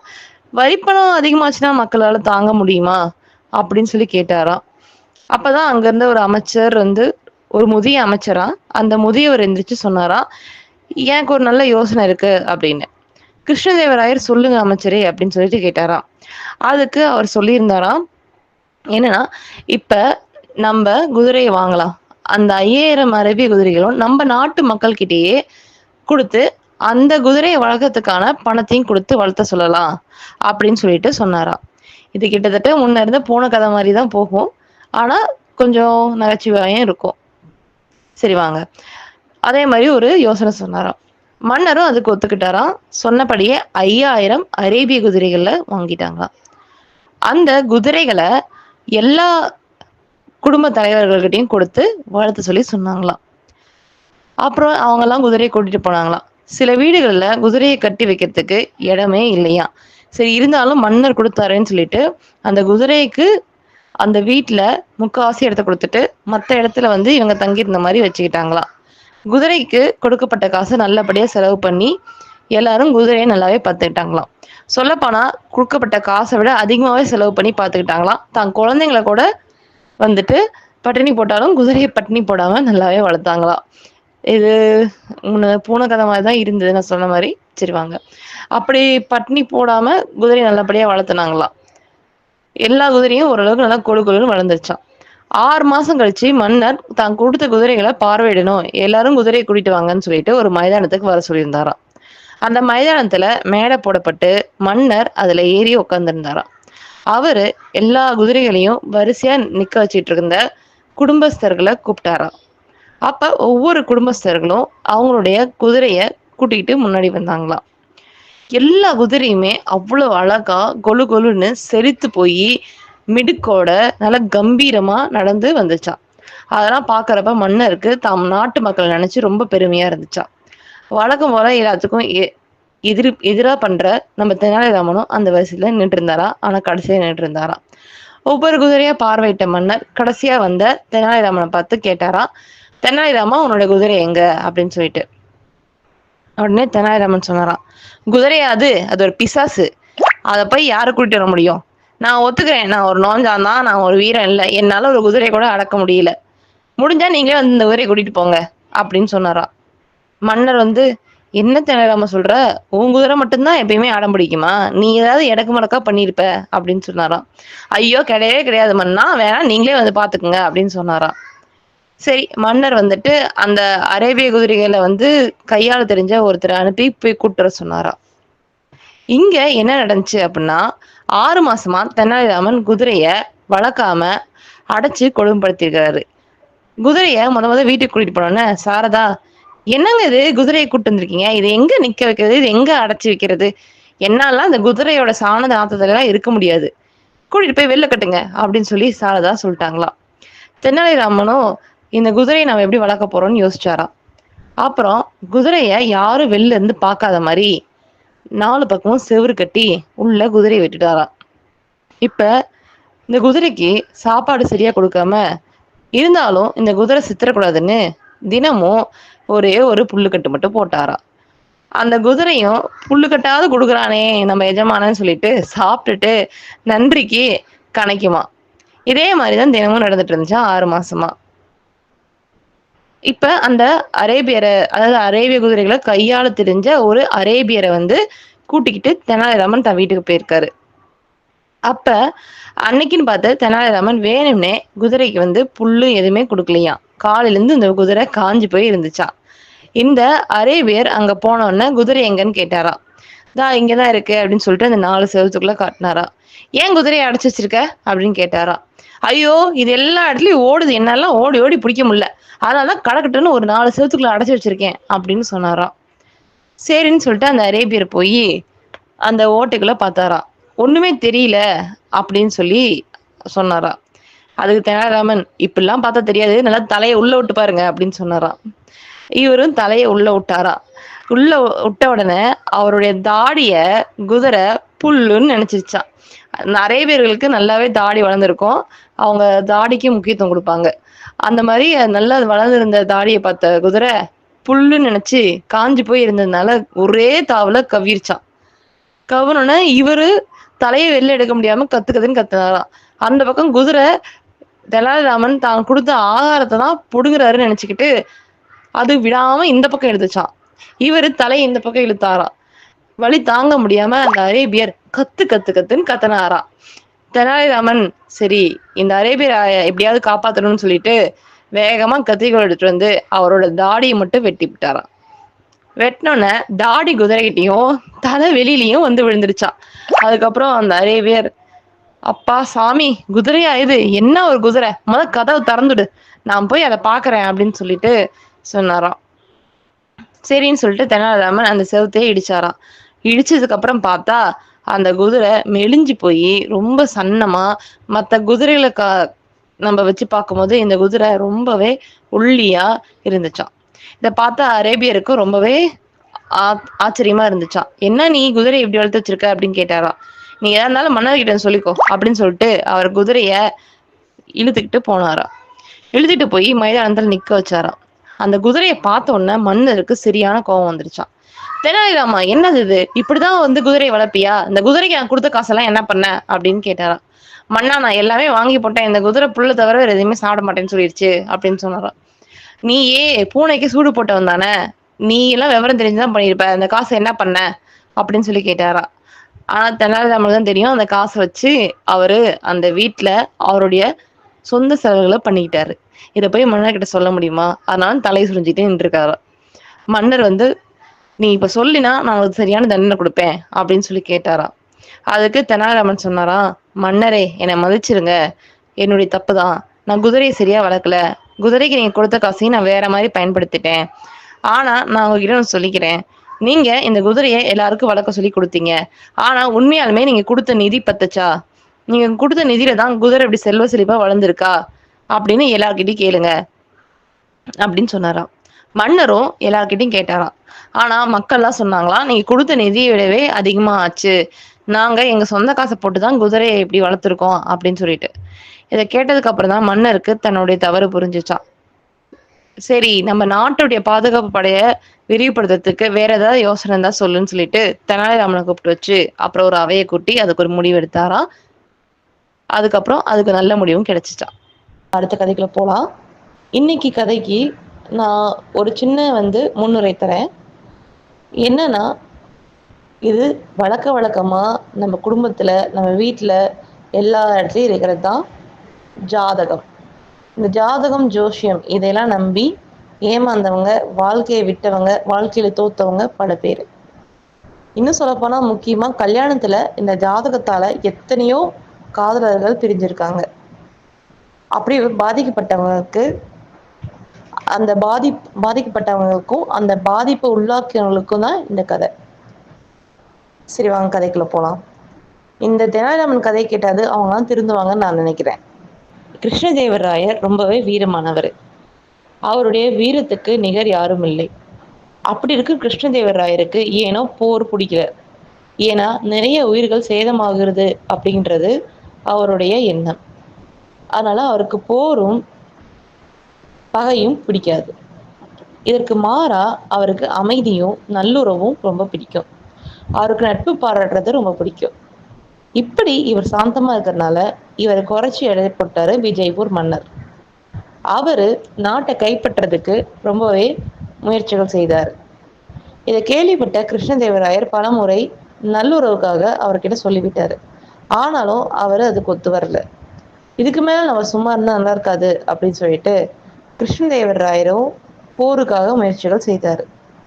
படைகளை திரட்டி அவை அமைத்து என்ன செய்யலான்னு எல்லாத்தையுமே திட்டம் தீட்டினாரு. திட்டங்கள் தீட்டிட்டு தன்னுடைய நாற்படைகளையும் அதுக்கு தயார்படுத்தினாரு. எல்லாமே தயாரா இருக்காங்க. இப்ப அங்க அந்த பிரம்மபுத்திரா ஆத்த கடந்து போய் விஜயபூர் மன்னனோட போர் புரியதான் மிச்சம்.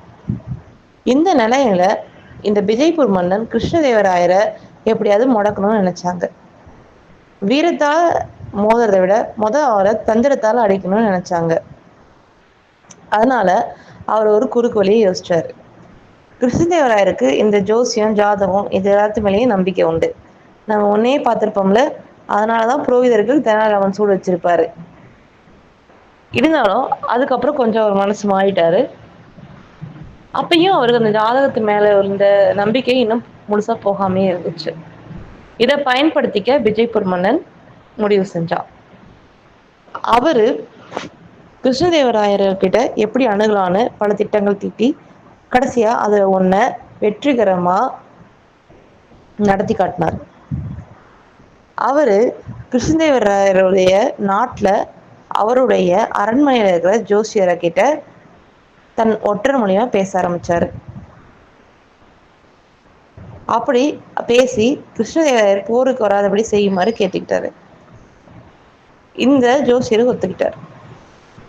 அன்னைக்கு அவை கூடிச்சான். அப்ப கிருஷ்ணதேவராயர் தான் போர் புரிய போறத பத்தி சொல்லிக்கிட்டு இருந்தாராம். அப்ப அந்த ஜோசியர், "மன்னா, உங்களுக்கு ஜாதகத்துல கட்டம் சரியில்லை." "என்ன சொல்றீங்க ஜோசியரே?" அப்படின்னு மன்னர் கேட்டாராம். "இல்ல மன்னா, உங்களுக்கு நாள், கோள், நட்சத்திரம் எல்லாத்தையுமே பார்த்தேன். இப்போதைக்கு எதுவுமே உங்களுக்கு சாதகமா இல்லை. நீங்க எது செஞ்சாலும் இன்னும் கொஞ்ச காலத்துக்கு தள்ளி போடுங்க. அதனால இப்போதைக்கு நீங்க விஜய்பூருக்கு படையெடுத்து போறது நல்லதில்லை. ஏன்னா சூரியன் சந்திரனை பார்க்கறான், சந்திரன் சனியை பார்க்கறான், இந்த பாலா போன சனி உங்களை பார்க்கறானே." அப்படின்னு சொன்னாராம்.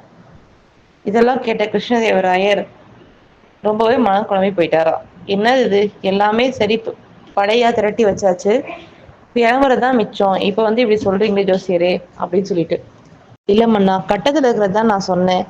மத்தபடி எனக்கு ஒண்ணும் இல்ல மன்னா அப்படின்னு அந்த ஜோசியர் சொன்னாராம். கிருஷ்ணதேவராயருக்கு ரொம்பவே மன வருத்தமா இருந்துச்சாம். அவருக்கு தான் உதவ நம்ம தெனாலிராமர் இருக்காரே, அவரை கூப்பிட்டு இந்த விஷயத்த சொன்னாராம். இதை என்கிட்ட விட்டுருங்க, நீங்க நிம்மதியா படுத்து தூங்குங்க, போர் புரியறதுக்கான முயற்சிகளை செய்யுங்க அப்படின்னு தெனாலிராமன் சொன்னாராம். சரின்னு சொல்லிட்டு மன்னரும் அவர்கிட்ட இதை விட்டுட்டு அவர் நிம்மதியா போய் படுத்தாராம். அடுத்த நாள் அவை கூடிச்சான். மன்னரும் தெனாலிராமன் கிட்ட விசாரிச்சியா என்ன பண்ணலாம் அப்படின்னு கேட்டாராம். தெனாலிராமன் சொன்னாரா, ஆமா மன்னா, இந்த ஜோசியர் சொல்றதெல்லாம் சரிதான் அப்படின்னு சொன்னாரா. கிருஷ்ணதேவராயரும் என்ன தெனாலிராமா அப்படின்னு கேட்டாரா. ஆமா, இவர் சொன்னது சரிதான், உங்களுக்கு நேரம் சரியில்லை அப்படின்னு சொன்னாரா. சரி விடு, அப்ப போற தள்ளி வச்சிடலாமா அப்படின்னு கேட்டாராம்.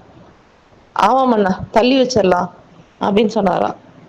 இதை கேட்ட ஜோசியருக்கே ஆச்சரியமா, எப்படியும் தெனாலிராமன் நம்ம குட்டை உடைச்சிருவாருன்னு நினைச்சிட்டு இருந்தாரா. ஆனா இவர் என்ன நமக்கு சாதகமா பேசுறாருன்னு நினைச்சாரா. கிருஷ்ணதேவராயருடைய முகம் வாடி போயிடுச்சான். தெனாலிராமன் தொடர்ந்து பேசினாராம். ஆமா மன்னா, நேரம் சரியில்லை, ஆனா அது உங்களுக்கு இல்ல, இந்த ஜோசியருக்கு அப்படின்னு சொன்னாராம்.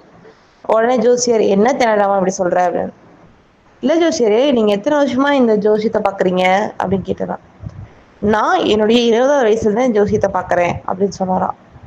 அப்ப நீங்க யாருடைய எதிர்காலத்தை பத்தி வேணா நீங்க கணிச்சு சொல்லுவீங்களா அப்படின்னு கேட்டாராம். கண்டிப்பா சொல்லுவேன் தெனாலிராமா அப்படின்னு சொன்னாரா. அப்படியா, சரி, உங்களுக்கு ஆயுள் காலம் எவ்வளோ அப்படின்னு கேட்டாரா. என்னுடைய ஆயுள் காலம் 85 வயசு, எனக்கு இப்ப 65 வயசு தான் ஆகுது, இன்னும் 20 வயசு வரைக்கும் நான் உயிரோட இருப்பேன், எனக்கு பிரச்சனையே இல்லை அப்படின்னு சொன்னாரா. அப்படியா ஜோசியரே அப்படின்னு சொன்னாராம் தெனாலிராமன். ஜோசியரும் சிரிச்சுக்கிட்டே ஆமான்னு சொன்னாரா. ஆனா அது சுத்த பொய் அப்படின்னு தெனாலிராமன் பேசினாரா. இந்த ஜோசியர் என்ன சொல்றா தெனாலிராமா அப்படின்னு கேட்ட மறுநொடியே தெனாலிராமன் வாளை எடுத்து அந்த ஜோசியருடைய தலைய வெட்டிட்டாராம். இந்த பார்த்த மன்னர், என்ன செய்யற தெனாலிராமா அப்படின்னு பதறிட்டாரா. பொறுங்க மன்னா, நான் சொல்றேன் அப்படின்னு சொன்னாரா.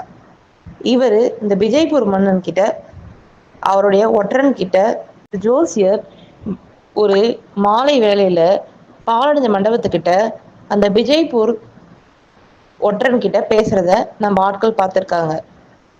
அதனால கண்டிப்பா இவரு உங்களுக்கு நேரம் சரியில்லைன்னு அந்த விஜய்பூர் மன்னன் சொன்னதை வச்சுதான் சொல்லியிருக்கணும் அப்படின்னு சொன்னாராம். அதுக்கப்புறம் தான் கிருஷ்ணதேவராயருக்கு புரிஞ்சுச்சான். அப்புறம் அவர் அந்த ஊர்லயே மற்றொரு நல்ல ஜோசிக்காரரை கூப்பிட்டு கேட்டாங்க. அந்த ஆருடம் எல்லாமே பொய் அப்படின்னு சொன்னாராம். இப்ப கிருஷ்ணதேவராயருக்கு நேரம் நல்லா இருக்குதுன்னு அவருக்கு போய் போர் புரிஞ்சாருன்னா நிச்சயம் அவருக்கு வெற்றி தான்னு சொன்னாராம். அதுக்கப்புறம் கிருஷ்ணதேவராயர் தன்னுடைய படைகளை திரட்டிக்கிட்டு பிரம்மபுத்திரா நதியை கடந்து போய் விஜயபூர் மன்னனையும் வென்றாராம்.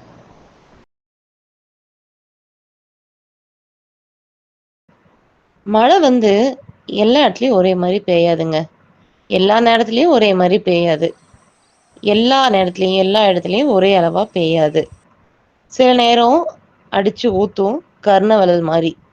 சில நேரம் சும்மா கஞ்சி பிசினாத்தனமா அங்கங்க தூறல் போடும். சில நேரம் அதுவுமே இல்லாம வரட்டா வச்சிரும். இப்படி மழை வந்து ஒரே மாதிரி இருக்காது. அதே மாதிரிதான் ஒரு மனுஷனோட மனசும். ஒரு பொருள் மேல ஒரு மனுஷனுக்கு அதிக ஈடுபாடு வரும்போது அதுல அதிகமாக ஆர்வம் காட்டுவாங்க. அதே அந்த ஆர்வம் குறையும் போது அதுவும் குறையும். அதே மாதிரி கொஞ்ச நாள் கழிச்சு அதுல இருக்கிற ஆர்வம் சுத்தமா வற்றி போயிடும். அப்புறம் கொஞ்ச நாள் கழிச்சு திருப்பி அது மேல ஆர்வம் அதிகமாகும். திருப்பி அப்படியே கொஞ்சம் கொஞ்சம் குறையும், அதிகமாகும், கம்மியாகும், குறையும். ஒரே மாதிரி இருக்காது. மனுஷனோட மனசு எப்படி இருக்கோ அதே மாதிரிதான் கிருஷ்ணதேவராயருடைய மனசும். மன்னனும் மனுஷன் தானே, அப்படிதான் அவருக்கு தெனாலிராமன் மேல இருக்க அன்பு. அந்த அன்பு என்னைக்குமே ஒரே மாதிரி இருக்காது. ஆனா அவருக்கு ரொம்ப பிடிக்கும் தெனாலிராமனை. ஆனா என்ன, தெனாலிராமன் அப்பப்ப கொஞ்சம் சேட்டை பண்ணுவாரு. அதனால அவருடைய மனசு, கோபம், இது எல்லாமே வந்து தெனாலிராமன் மேல மாறிக்கிட்டே இருக்கும். தெனாலிராமன் பண்ற சேட்டைக்கு ஏத்த மாதிரி அவர் மீது அன்பும் கோபமும் கிருஷ்ணதேவராயருக்கு மாறி மாறி வரும். என்ன இருந்தாலும் கிருஷ்ணதேவராயருக்கு தெனாலிராமன் இல்லாம இருக்கவே முடியாது. அப்படிதான் அன்னைக்கு அவையில தெனாலிராமன் ஏதோ ஒரு சேட்டை பண்ணிட்டாரு போல. இதனால கோவமான கிருஷ்ணதேவராயர், இனிமே என்கிட்ட உன் மூஞ்ச நீ காட்டக்கூடாது, மீறி காட்டுன அவ்வளவுதான் அப்படின்னு திட்டாராம். அதுக்கப்புறம் தெனாலிராமன் கோச்சிக்கிட்டு போயிட்டாராம். ஒரு 3-4 நாள் அவைக்கே வரலையாம். கிருஷ்ணதேவராயருக்கு தன் ஆட்களை போய் அனுப்பி பார்த்துட்டு வர சொல்லலாமா அப்படின்னு தோணுச்சான். இருந்தாலும் நம்ம சாதாரண மனுஷங்களுக்கே எவ்வளோ ஒரு ஆணவம் இருக்கு, அதாவது ஈகோ. அவர் எவ்வளோ பெரிய மன்னர், அவருக்கு இல்லாம இருக்குமா? அவருடைய அந்த ஆணவம், அதாவது தன்மானம், அவருக்கு அதுக்கு இடம் கொடுக்கலையாம். அப்புறம் இருந்தாலுமே அவருக்கு தெனாலிராமனை பார்க்கணும் போல இருந்துச்சான். சரி, இது ஒரு 2 நாள் பார்ப்போம், அப்படி இல்லைன்னா ஆட்களை அனுப்பி போய் என்னாச்சுன்னு பார்த்துட்டு சொல்லலாம் அப்படின்னு நினச்சிட்டு இருந்தாராம். அப்ப அன்னைக்கு அவன் நடந்துட்டு இருக்கும்போது ஒரு மனிதன் யார் என்ன சொன்னாலும் கேட்காம உள்ளுக்குள்ள ஓடி வந்தாராம். காவலாளிகள்லாம், ஏய் நெல்லு, உன்னத்தான், எங்க ஓடுற, நெல்லு நெல்லு நெல்லு அப்படின்னு கத்துற மாதிரி சத்தம் கேட்டுச்சான். கிருஷ்ணதேவராயர் என்னடா அப்படின்னு திரும்பி பார்த்தாராம். காவலாளிகளுடைய இந்த தடுப்பெல்லாம் மீறியே அந்த மனிதர் உள்ள வந்துட்டாராம். அவைக்குள்ள வந்த மனிதரை கிருஷ்ணதேவராயர் மட்டும் இல்ல, எல்லாரும் பார்த்து என்னடா அது இப்படி இருக்காங்க அப்படின்னு நினைச்சாங்களாம். ஏன்னா அந்த மனிதர் தன்னுடைய தலையில ஒரு பானையை கவுத்துக்கிட்டு இருந்தாராம். சரியா அந்த கண்ணு இருக்கிற இடத்துல மட்டும் 2 சின்ன சின்ன ஓட்டை போட்டிருந்தாராம். எல்லாருமே அவரை தடுக்க பார்த்தாங்களா, இருந்தாலும் அவர் மன்னர் முன்னாடி வந்து நின்னுட்டாராம். அவரை பார்த்த மன்னர், நீ யாருப்பா அப்படின்னு சொல்லி கேட்டாராம். அதுக்கு மன்னரே வணக்கம் வணக்கம் அப்படின்னு சொன்னாராம். சரிப்பா, நீ யாரு அப்படின்னு சொல்லிட்டு பக்கத்துல இருந்த அமைச்சர் கேட்டாராம். இப்ப தெனாலிராமன், நான் மன்னருடைய கட்டளையை மீற மாட்டேன், மன்னர் தான் எனக்கு இப்படி வர சொல்லி கட்டளையிட்டாரு அப்படின்னு சொன்னாங்களாம். இதெல்லாம் கேட்ட அமைச்சர், என்னவா வளர்ற, மன்னர் எப்பவா இப்படி கட்டளை கொடுத்தாரு அப்படின்னு சொன்னாங்களாம். நீ பேசுறதே ஒழுங்கா கேட்க மாட்டேங்குது, அதனால பானையை எடுத்துட்டு பேசு அப்படின்னு ஒரு அமைச்சர் புத்திசாலித்தனமா சொன்னாராம். அதுக்கு அந்த மனிதர், என்னங்க, நான் சொல்லிட்டே இருக்கேன் மன்னர் தான் என்னை இப்படி வர சொன்னாருன்னு, திருப்பி என்னை வந்து நீங்க மன்னர் ஆணையை வந்து மீற சொல்றீங்களே, என்னது இது, என்னெல்லாம் மீற முடியாது, மன்னர் வந்து தெய்வத்துக்கு சமம், தெய்வம் சொன்னா அதை வந்து மீற முடியுமா, அதே மாதிரி மன்னர் சொன்னா அதை மீற முடியாது அப்படின்னு சொன்னாராம். இதெல்லாம் பார்த்துட்டு இருந்த மன்னருக்கு ரொம்பவே குழப்பமா இருந்துச்சான். இருந்தாலும் இந்த குரலை நம்ம எங்கேயோ கேட்டிருக்கோமே அப்படின்னு சொல்லிட்டு அவருக்கு தோணுச்சா. அதுக்கப்புறம் தான் சொன்னாராம், தெனாலிராமா, பரவாயில்ல, நான் தான் உன்னை என்கிட்ட மூஞ்ச காட்டாதன்னு சொன்னேன், நானே சொல்றேன் மூஞ்ச காட்டு அப்படின்னு சொன்னாராம். அதுக்கப்புறம் தெனாலிராமன் சிரிச்சுக்கிட்டே பானையை எடுத்தாராம். பானையை எடுத்துக்கிட்டு அவர் வில்லத்தனமா ஒரு சிரிப்பு சிரிச்சாராம். அதை பார்த்த மன்னருக்கு சிரிப்பு தாங்க முடியலையா. புரியுதா என்னன்னு? ஏன்னா மன்னர் தானே சொன்னாரு தெனாலிராமன் கிட்ட என்கிட்ட மூஞ்ச காட்டாதுன்னு. அதனாலதான் தெனாலிராமன் வந்து என்ன பண்ணாரு, அந்த பானை எடுத்து தன் தலையில கவுத்திட்டு வந்துட்டாரு. இதை பார்த்த அமைச்சர்கள், மன்னர்கள், காவலர்கள் எல்லாம் சிரிச்சாங்களாம். அன்னையிலிருந்து கிருஷ்ணதேவராயருக்கும் தெனாலிராமனுக்கும் உள்ள நட்பு இன்னமும் அதிகமாயிடுச்சான். பிரிவு கூட நம்ம பிரிக்கிறதுக்காக இல்லை, பிரிவு எதுக்காக வருது அப்படின்னா நமக்கு ஒரு பொருள் மேல இருக்க அன்பை நமக்கு வெளிப்படுத்துறதுக்காக வருது. எப்பயுமே ஒரு பொருள் நம்ம கூட இருந்தா அதோட அருமை நமக்கு தெரியாது. கொஞ்சம் அந்த பொருள் விலகி இருந்தாதான் அதனுடைய அருமையே நமக்கு தெரியும். அந்த அந்த பொருளை உணர்த்துறதுதான் இந்த கதை. அதே மாதிரி நாம் முன்ன சொன்ன மாதிரிதான், மழை எப்படி அளவு தெரியாம இடம் தெரியாம பெய்தோ, அதே மாதிரிதான் மனதினுடைய மனமும் அவங்க மத்த மேல காட்டுற பாசமும் கோபமும். அப்படிதான் கிருஷ்ணதேவராயர் திடீர்னு தெனாலிராமன் மேல அதிகமான பாசத்தை பொழிவாராம். அப்புறம் கண்டுக்கவே மாட்டாராம். அப்புறம் கோவப்பட்டு தெனாலிராமன் கிட்ட பேசவே மாட்டாராம். அப்புறம் திருப்பி திடீர்னு பாசமா இருப்பாராம். அதே மாதிரி திருப்பி திருப்பி நடக்குமா. அப்படிதான் ஒரு நாள் மன்னருக்கு தெனாலிராமன் மேல அதிகமான அன்பு பொங்கி வழிஞ்சிருச்சான். அதனால மன்னர் என்ன சொன்னாராம், தெனாலிராமா தெனாலிராமா, நான் உனக்கு 5 யானைகளை பரிசா தரேன், வச்சுக்கோ அப்படின்னு சொல்லிட்டு 5 பட்டத்து யானைகளை கொடுத்துட்டாராம். தெனாலிராமனுக்கு என்னது யானையா, யாரு சோறு போடுறது அப்படின்ற மாதிரி இருந்துச்சான். இருந்தாலும் என்ன பண்றது, மன்னருடைய ஆணையை மீற முடியாதுல்ல. அதனால தெனாலிராமனும் அந்த 5 யானைய வாங்கிட்டு வீட்டுக்கு போயிட்டாராம்.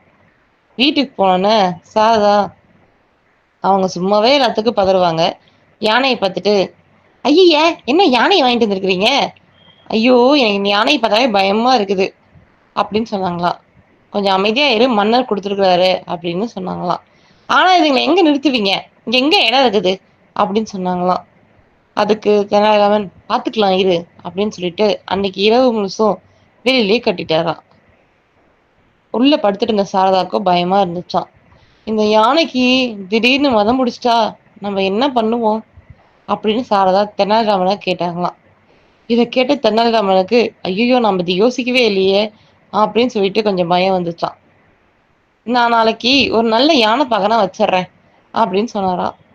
யானை பாகம் வச்சா யாருக்கு அது காசு கொடுப்பாங்க, நீங்க சம்பாதிக்கிறது வீட்டுக்கே பத்த மாட்டேங்குது, இதுல யானைக்கு சோறு போட்டு யானை பாகன் வச்சு யானை பாகனுக்கு சம்பளம் கொடுத்து யானை பாகனுக்கு சோறு போட்டு அப்பா முடியவே முடியாது போல அப்படின்னு சாரதா ரொம்ப நொந்துக்கிட்டாங்களாம். இதை கேட்ட தெனாலிராமனுக்கு எப்பட்றா இதை நம்ம சமாளிக்க போறோம், சரி நாளைக்கு மன்னர்கிட்ட கொடுத்துடலாமா அப்படின்னு யோசிச்சாராம். இருந்தாலும் மன்னர் கொடுத்தத வேணாம்னு சொல்லி திருப்பி கொடுத்தா மன்னர் கோவப்படுவாரே, என்ன பண்றதுன்னு தெரியாம ரொம்பவே தெனாலிராமன் மண்டையை போட்டு குழப்பிக்கிட்டாராம். அப்படிதான் அவருக்கு ஒரு யோசனை வந்துச்சான். அடுத்த நாள் காலை எழுந்திரிச்சிருந்தன அந்த 5 யானைகளுடைய முகத்திலையும் காளியம்மனுடைய படத்தை உடைஞ்சு அந்த 5 யானைகளையும் காளிதேவி கோயிலுக்கு நேர்ந்து விட்டாராம். அப்புறம் அந்த 5 யானைகளும் அங்க இங்கன்னு சுத்திக்கிட்டு மக்கள் ஐயோ பாவமே அப்படின்னு தரக்கூடிய உணவுகளை வாங்கி சாப்பிட்டுட்டு இருந்துச்சுங்களாம். ஒரு நாள் ஒரு யானை தனக்கு சரியான உணவு கிடைக்காதனால கோபம் கொண்டு அங்க இருக்கிறவங்களாம் தாக்க ஆரம்பிச்சிருச்சான். இதை கேள்விப்பட்ட மன்னர் ஒரு யானை பகனை அனுப்பி அந்த யானைய அடக்கி வர சொன்னாங்களாம். அந்த யானை பகனும் போய் அந்த யானைய கொஞ்சம் ஆசுவாசப்படுத்தி அடக்கி அரண்மனைக்கு கூட்டிட்டு இருந்தாங்களாம். அப்புறம் பார்த்தா 5 யானைகளுமே அங்க சுத்திதான் தெரிஞ்சிட்டு இருந்துச்சான். 5 யானைகளுமே கூட்டுக்கிட்டு அந்த யானை பகன் அரண்மனைக்குள்ள வந்துட்டாராம். இதை பார்த்த மன்னருக்கு சரியான கோவமா, கூப்பிடுங்க அந்த தெனாலிராமனை, அவன் இன்னைக்கு வரட்டும், அவனுக்கு கண்டிப்பா கொலை தண்டனை தான் அப்படின்னு சொல்லிட்டாராம். சரி அப்படின்னு சொல்லிட்டு தெனாலிராமனை கூப்பிட காவலர்கள் போயிட்டாங்களாம். தெனாலிராமன் மன்னர் மழையில வணக்கம் வச்சாங்களாம். யாருக்கு வேணும் வணக்கம், உனக்கு ஆசையே நான் கொடுத்த 5 யானையை தான் நீ பார்த்துக்க லட்சணமா, 5 யானைகளையும் நீ கோயிலுக்கு நேர்ந்து விட்டுட்ட, உனக்கு நான் எதுக்காக யானைகளை கொடுத்தேன், நீ என் நண்பன், நீ கௌரவமா இருக்கணும் தானே, எதுக்கு நீ இப்படி இருக்க, உனக்கு என்ன பிரச்சனை அப்படின்னு கேட்டாராம். அதுக்கு தெனாலிராமன் சொன்னாராம், மன்னா நீங்க எனக்கு தானம் கொடுத்தது நான் தப்புன்னு சொல்லல, ஆனா என்னுடைய நிலைமை தெரியாம நீங்க எதை தானம் கொடுக்கணும்னு தெரியாம கொடுத்துட்டீங்க அப்படின்னு சொன்னாராம். எனக்கே நீ பாடம் எடுக்கிறியா அப்படின்னு மன்னர் சொன்னாராம். அதுக்கு தெனாலிராமன் சொன்னாராம், மன்னா மன்னிக்கவும், நான் உங்களுக்கு அறிவுரை சொல்ல இல்லை, இந்த நாட்டுக்கே அறிவுரை சொல்லதான் நீங்க இருக்கீங்க, நான் உங்ககிட்ட ஒரு வேண்டுகோளை தான் சொல்றேன் அப்படின்னு சொன்னாராம். சரி சொல்லு என்ன அப்படின்னு கேட்டாராம். நானும் ஒரு சாமானியன் மன்னா, தினமும் சம்பாதிக்கிற காசு என் வயிற்றுக்கும் என் புள்ளக்குட்டி வயிற்றுங்களுக்கும் சரியா போயிடுது, இதுல நீங்க 5 யானை எனக்கு கொடுத்தீங்கன்னா இந்த 5 யானைக்கும் நான் சோறு போட்டு எப்படி வளர்ப்பேன், நாங்க எல்லாம் பட்டினியா இருக்க வேண்டிதான், ஒரு யானைக்கே சோறு போட முடியாத என்னால எப்படி 5 யானைக்கு சோறு போட முடியும், பெத்த பிள்ளைக்கே என்னால சோறு போடல, நானே கஷ்டப்படுறேன், இதுல 5 யானைக்கும் நான் பிள்ளைங்களா பார்த்து சோறு போட்டு வளர்த்தணும்னு தான் ஆசை, ஆனா என்ன பண்றது, என் வருமானம் பத்தலையே அப்படின்னு தெனாலிராமன் சொன்னாராம். அதுக்கப்புறம் என்ன சொன்னாராம், சரி இப்ப நீ என்னதான் சொல்ல வர அப்படின்னு கேட்டாராம். இதே இந்த யானைகளுக்கு பதிலா நீங்க ஒரு 5 பசுவை கொடுத்துருந்தீங்கன்னு வச்சுக்கோங்களேன், நான் ரொம்ப சந்தோஷமா இருந்திருப்பேன் அப்படின்னு சொன்னாராம். அட போடா முட்டாள் தெனாலிராமா, நான் உனக்கு யானையை கொடுத்தேன், குதிரையை கொடுத்தேன், பூனையை கொடுத்தேன், எதையாவது நீ ஒழுங்கா வச்சுக்கிட்டியா அப்படின்னு கேட்டாராம். அப்படியே நீங்க எனக்கு பசுவையும் கொடுத்துருக்கீங்க, அந்த பசுவை நான் ஒழுங்கா தான் வச்சுக்கிட்டேன் அப்படின்னு சொல்லி தெனாலிராமன் சிரிச்சாராம். கிருஷ்ணதேவராயருக்கு ஒன்றும் புரியலையா. அதுக்கப்புறம் தெனாலிராமன் சொன்னாராம், மன்னா நீங்க எனக்கு 5 யானைகள் பதிலா 5 பசுவை கொடுத்துருந்தீங்கன்னா 5 பசுகளும் நல்ல பால் கறந்துருக்கும், அந்த பால்ல இருந்து தயிர், வெண்ணெய், நெய்யின்னு செஞ்சு ஊர்ல வித்து நானும் கொஞ்சம் பணக்காரனாயிருப்பேன். நீங்க அதுக்கு பதிலா யானைய குடுத்துட்டீங்களே! யானையால எனக்கு என்ன லாபம் சொல்லுங்க? இதே இந்த யானைய வேற நாட்டு மன்னனுக்கு நீங்க பரிசா குடுத்திருந்தீங்கன்னா, அது உத்தமம். ஆனா என்ன போன்ற சாமானியனுக்கு நீங்க பசுவையோ, இல்ல வேற ஏதாவது ஒரு பொருளையோ, தனத்தையோ குடுக்கறது தான் சிறந்தது அப்படின்னு சொன்னாராம். அப்புறம் தான் மன்னனுக்கு அது புரிஞ்சதாம். சரி விடு, என்னுடைய தவற நான் ஒத்துக்கிறேன். சரி, இந்த 5 யானைகளையும் திருப்பி நம்ம அரண்மனைக்கு கொண்டு வாங்க. அதுக்கு பதிலா 5 கறவை மாடுகள தெனாலிராமனுக்கு பரிசா குடுத்துருங்க அப்படின்னு சொல்லிட்டு மன்னர் சொன்னாராம். கேட்ட தெனாலிராமனுக்கு ரொம்ப சந்தோஷமா. ஒரு நாளு தெனாலிராமன் அவையில உட்கார்ந்துட்டு இருந்தாராம். மன்னர் அவரோட நெருக்கமா பேசிக்கிட்டு இருந்தாராம். இதெல்லாம் பார்த்த மத்த அமைச்சர்களுக்கு ரொம்பவே பொறாமையா இருந்துச்சாம். தெனாலிராமன் இப்படி மன்னரோட சேர்ந்து பேசி சிரிக்கிறத அவங்களால ஏத்துக்க முடியல. அதனால அவங்க தெனாலிராமனுக்கு எதிரா ஒரு திட்டம் தீட்டினாங்களாம். வேணும்னே மன்னரை நகர்வலத்துக்கு கூப்பிட்டாங்களாம். மன்னர், நான் தெனாலிராமனை கூப்பிட்டு வரேன் அப்படின்னு சொன்னாராம். அதுக்கு, நாங்க மூத்த அமைச்சர்கள் இத்தனை பேர் இருக்கோம், இதுக்கு மீறியா உங்களுக்கு தெனாலிராமன் தேவை அப்படின்னு சொன்னாங்களாம். மன்னரும் யோசிச்சுட்டு, சரி பரவாயில்ல, நம்ம தான் இத்தனை பேர் இருக்கோம்ல, வாங்க போய் நகர்வலம் போயிட்டு வரலாம் அப்படின்ட்டு போனாராம். நகர்வலம்னா எப்படி? மன்னரா போக மாட்டாங்க, எல்லாரும் மாறுவேடத்துல போவாங்க. அப்படிதான் மன்னரும் மற்ற அமைச்சர்களும் மாறுவேடம் போட்டுக்கிட்டு ஊருக்குள்ள போய், மன்னரை எப்படி வச்சிருக்காங்க உங்களை அப்படின்னு கேட்டுட்டு இருந்தாங்களாம்.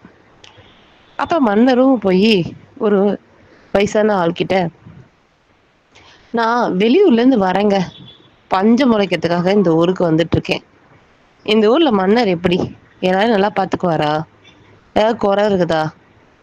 ஏன்னா என் பொழப்ப இங்கேயே ஓட்டிடலான் இருக்கேன். நீங்க என்ன சொல்றீங்க இந்த மன்னரை பத்தி?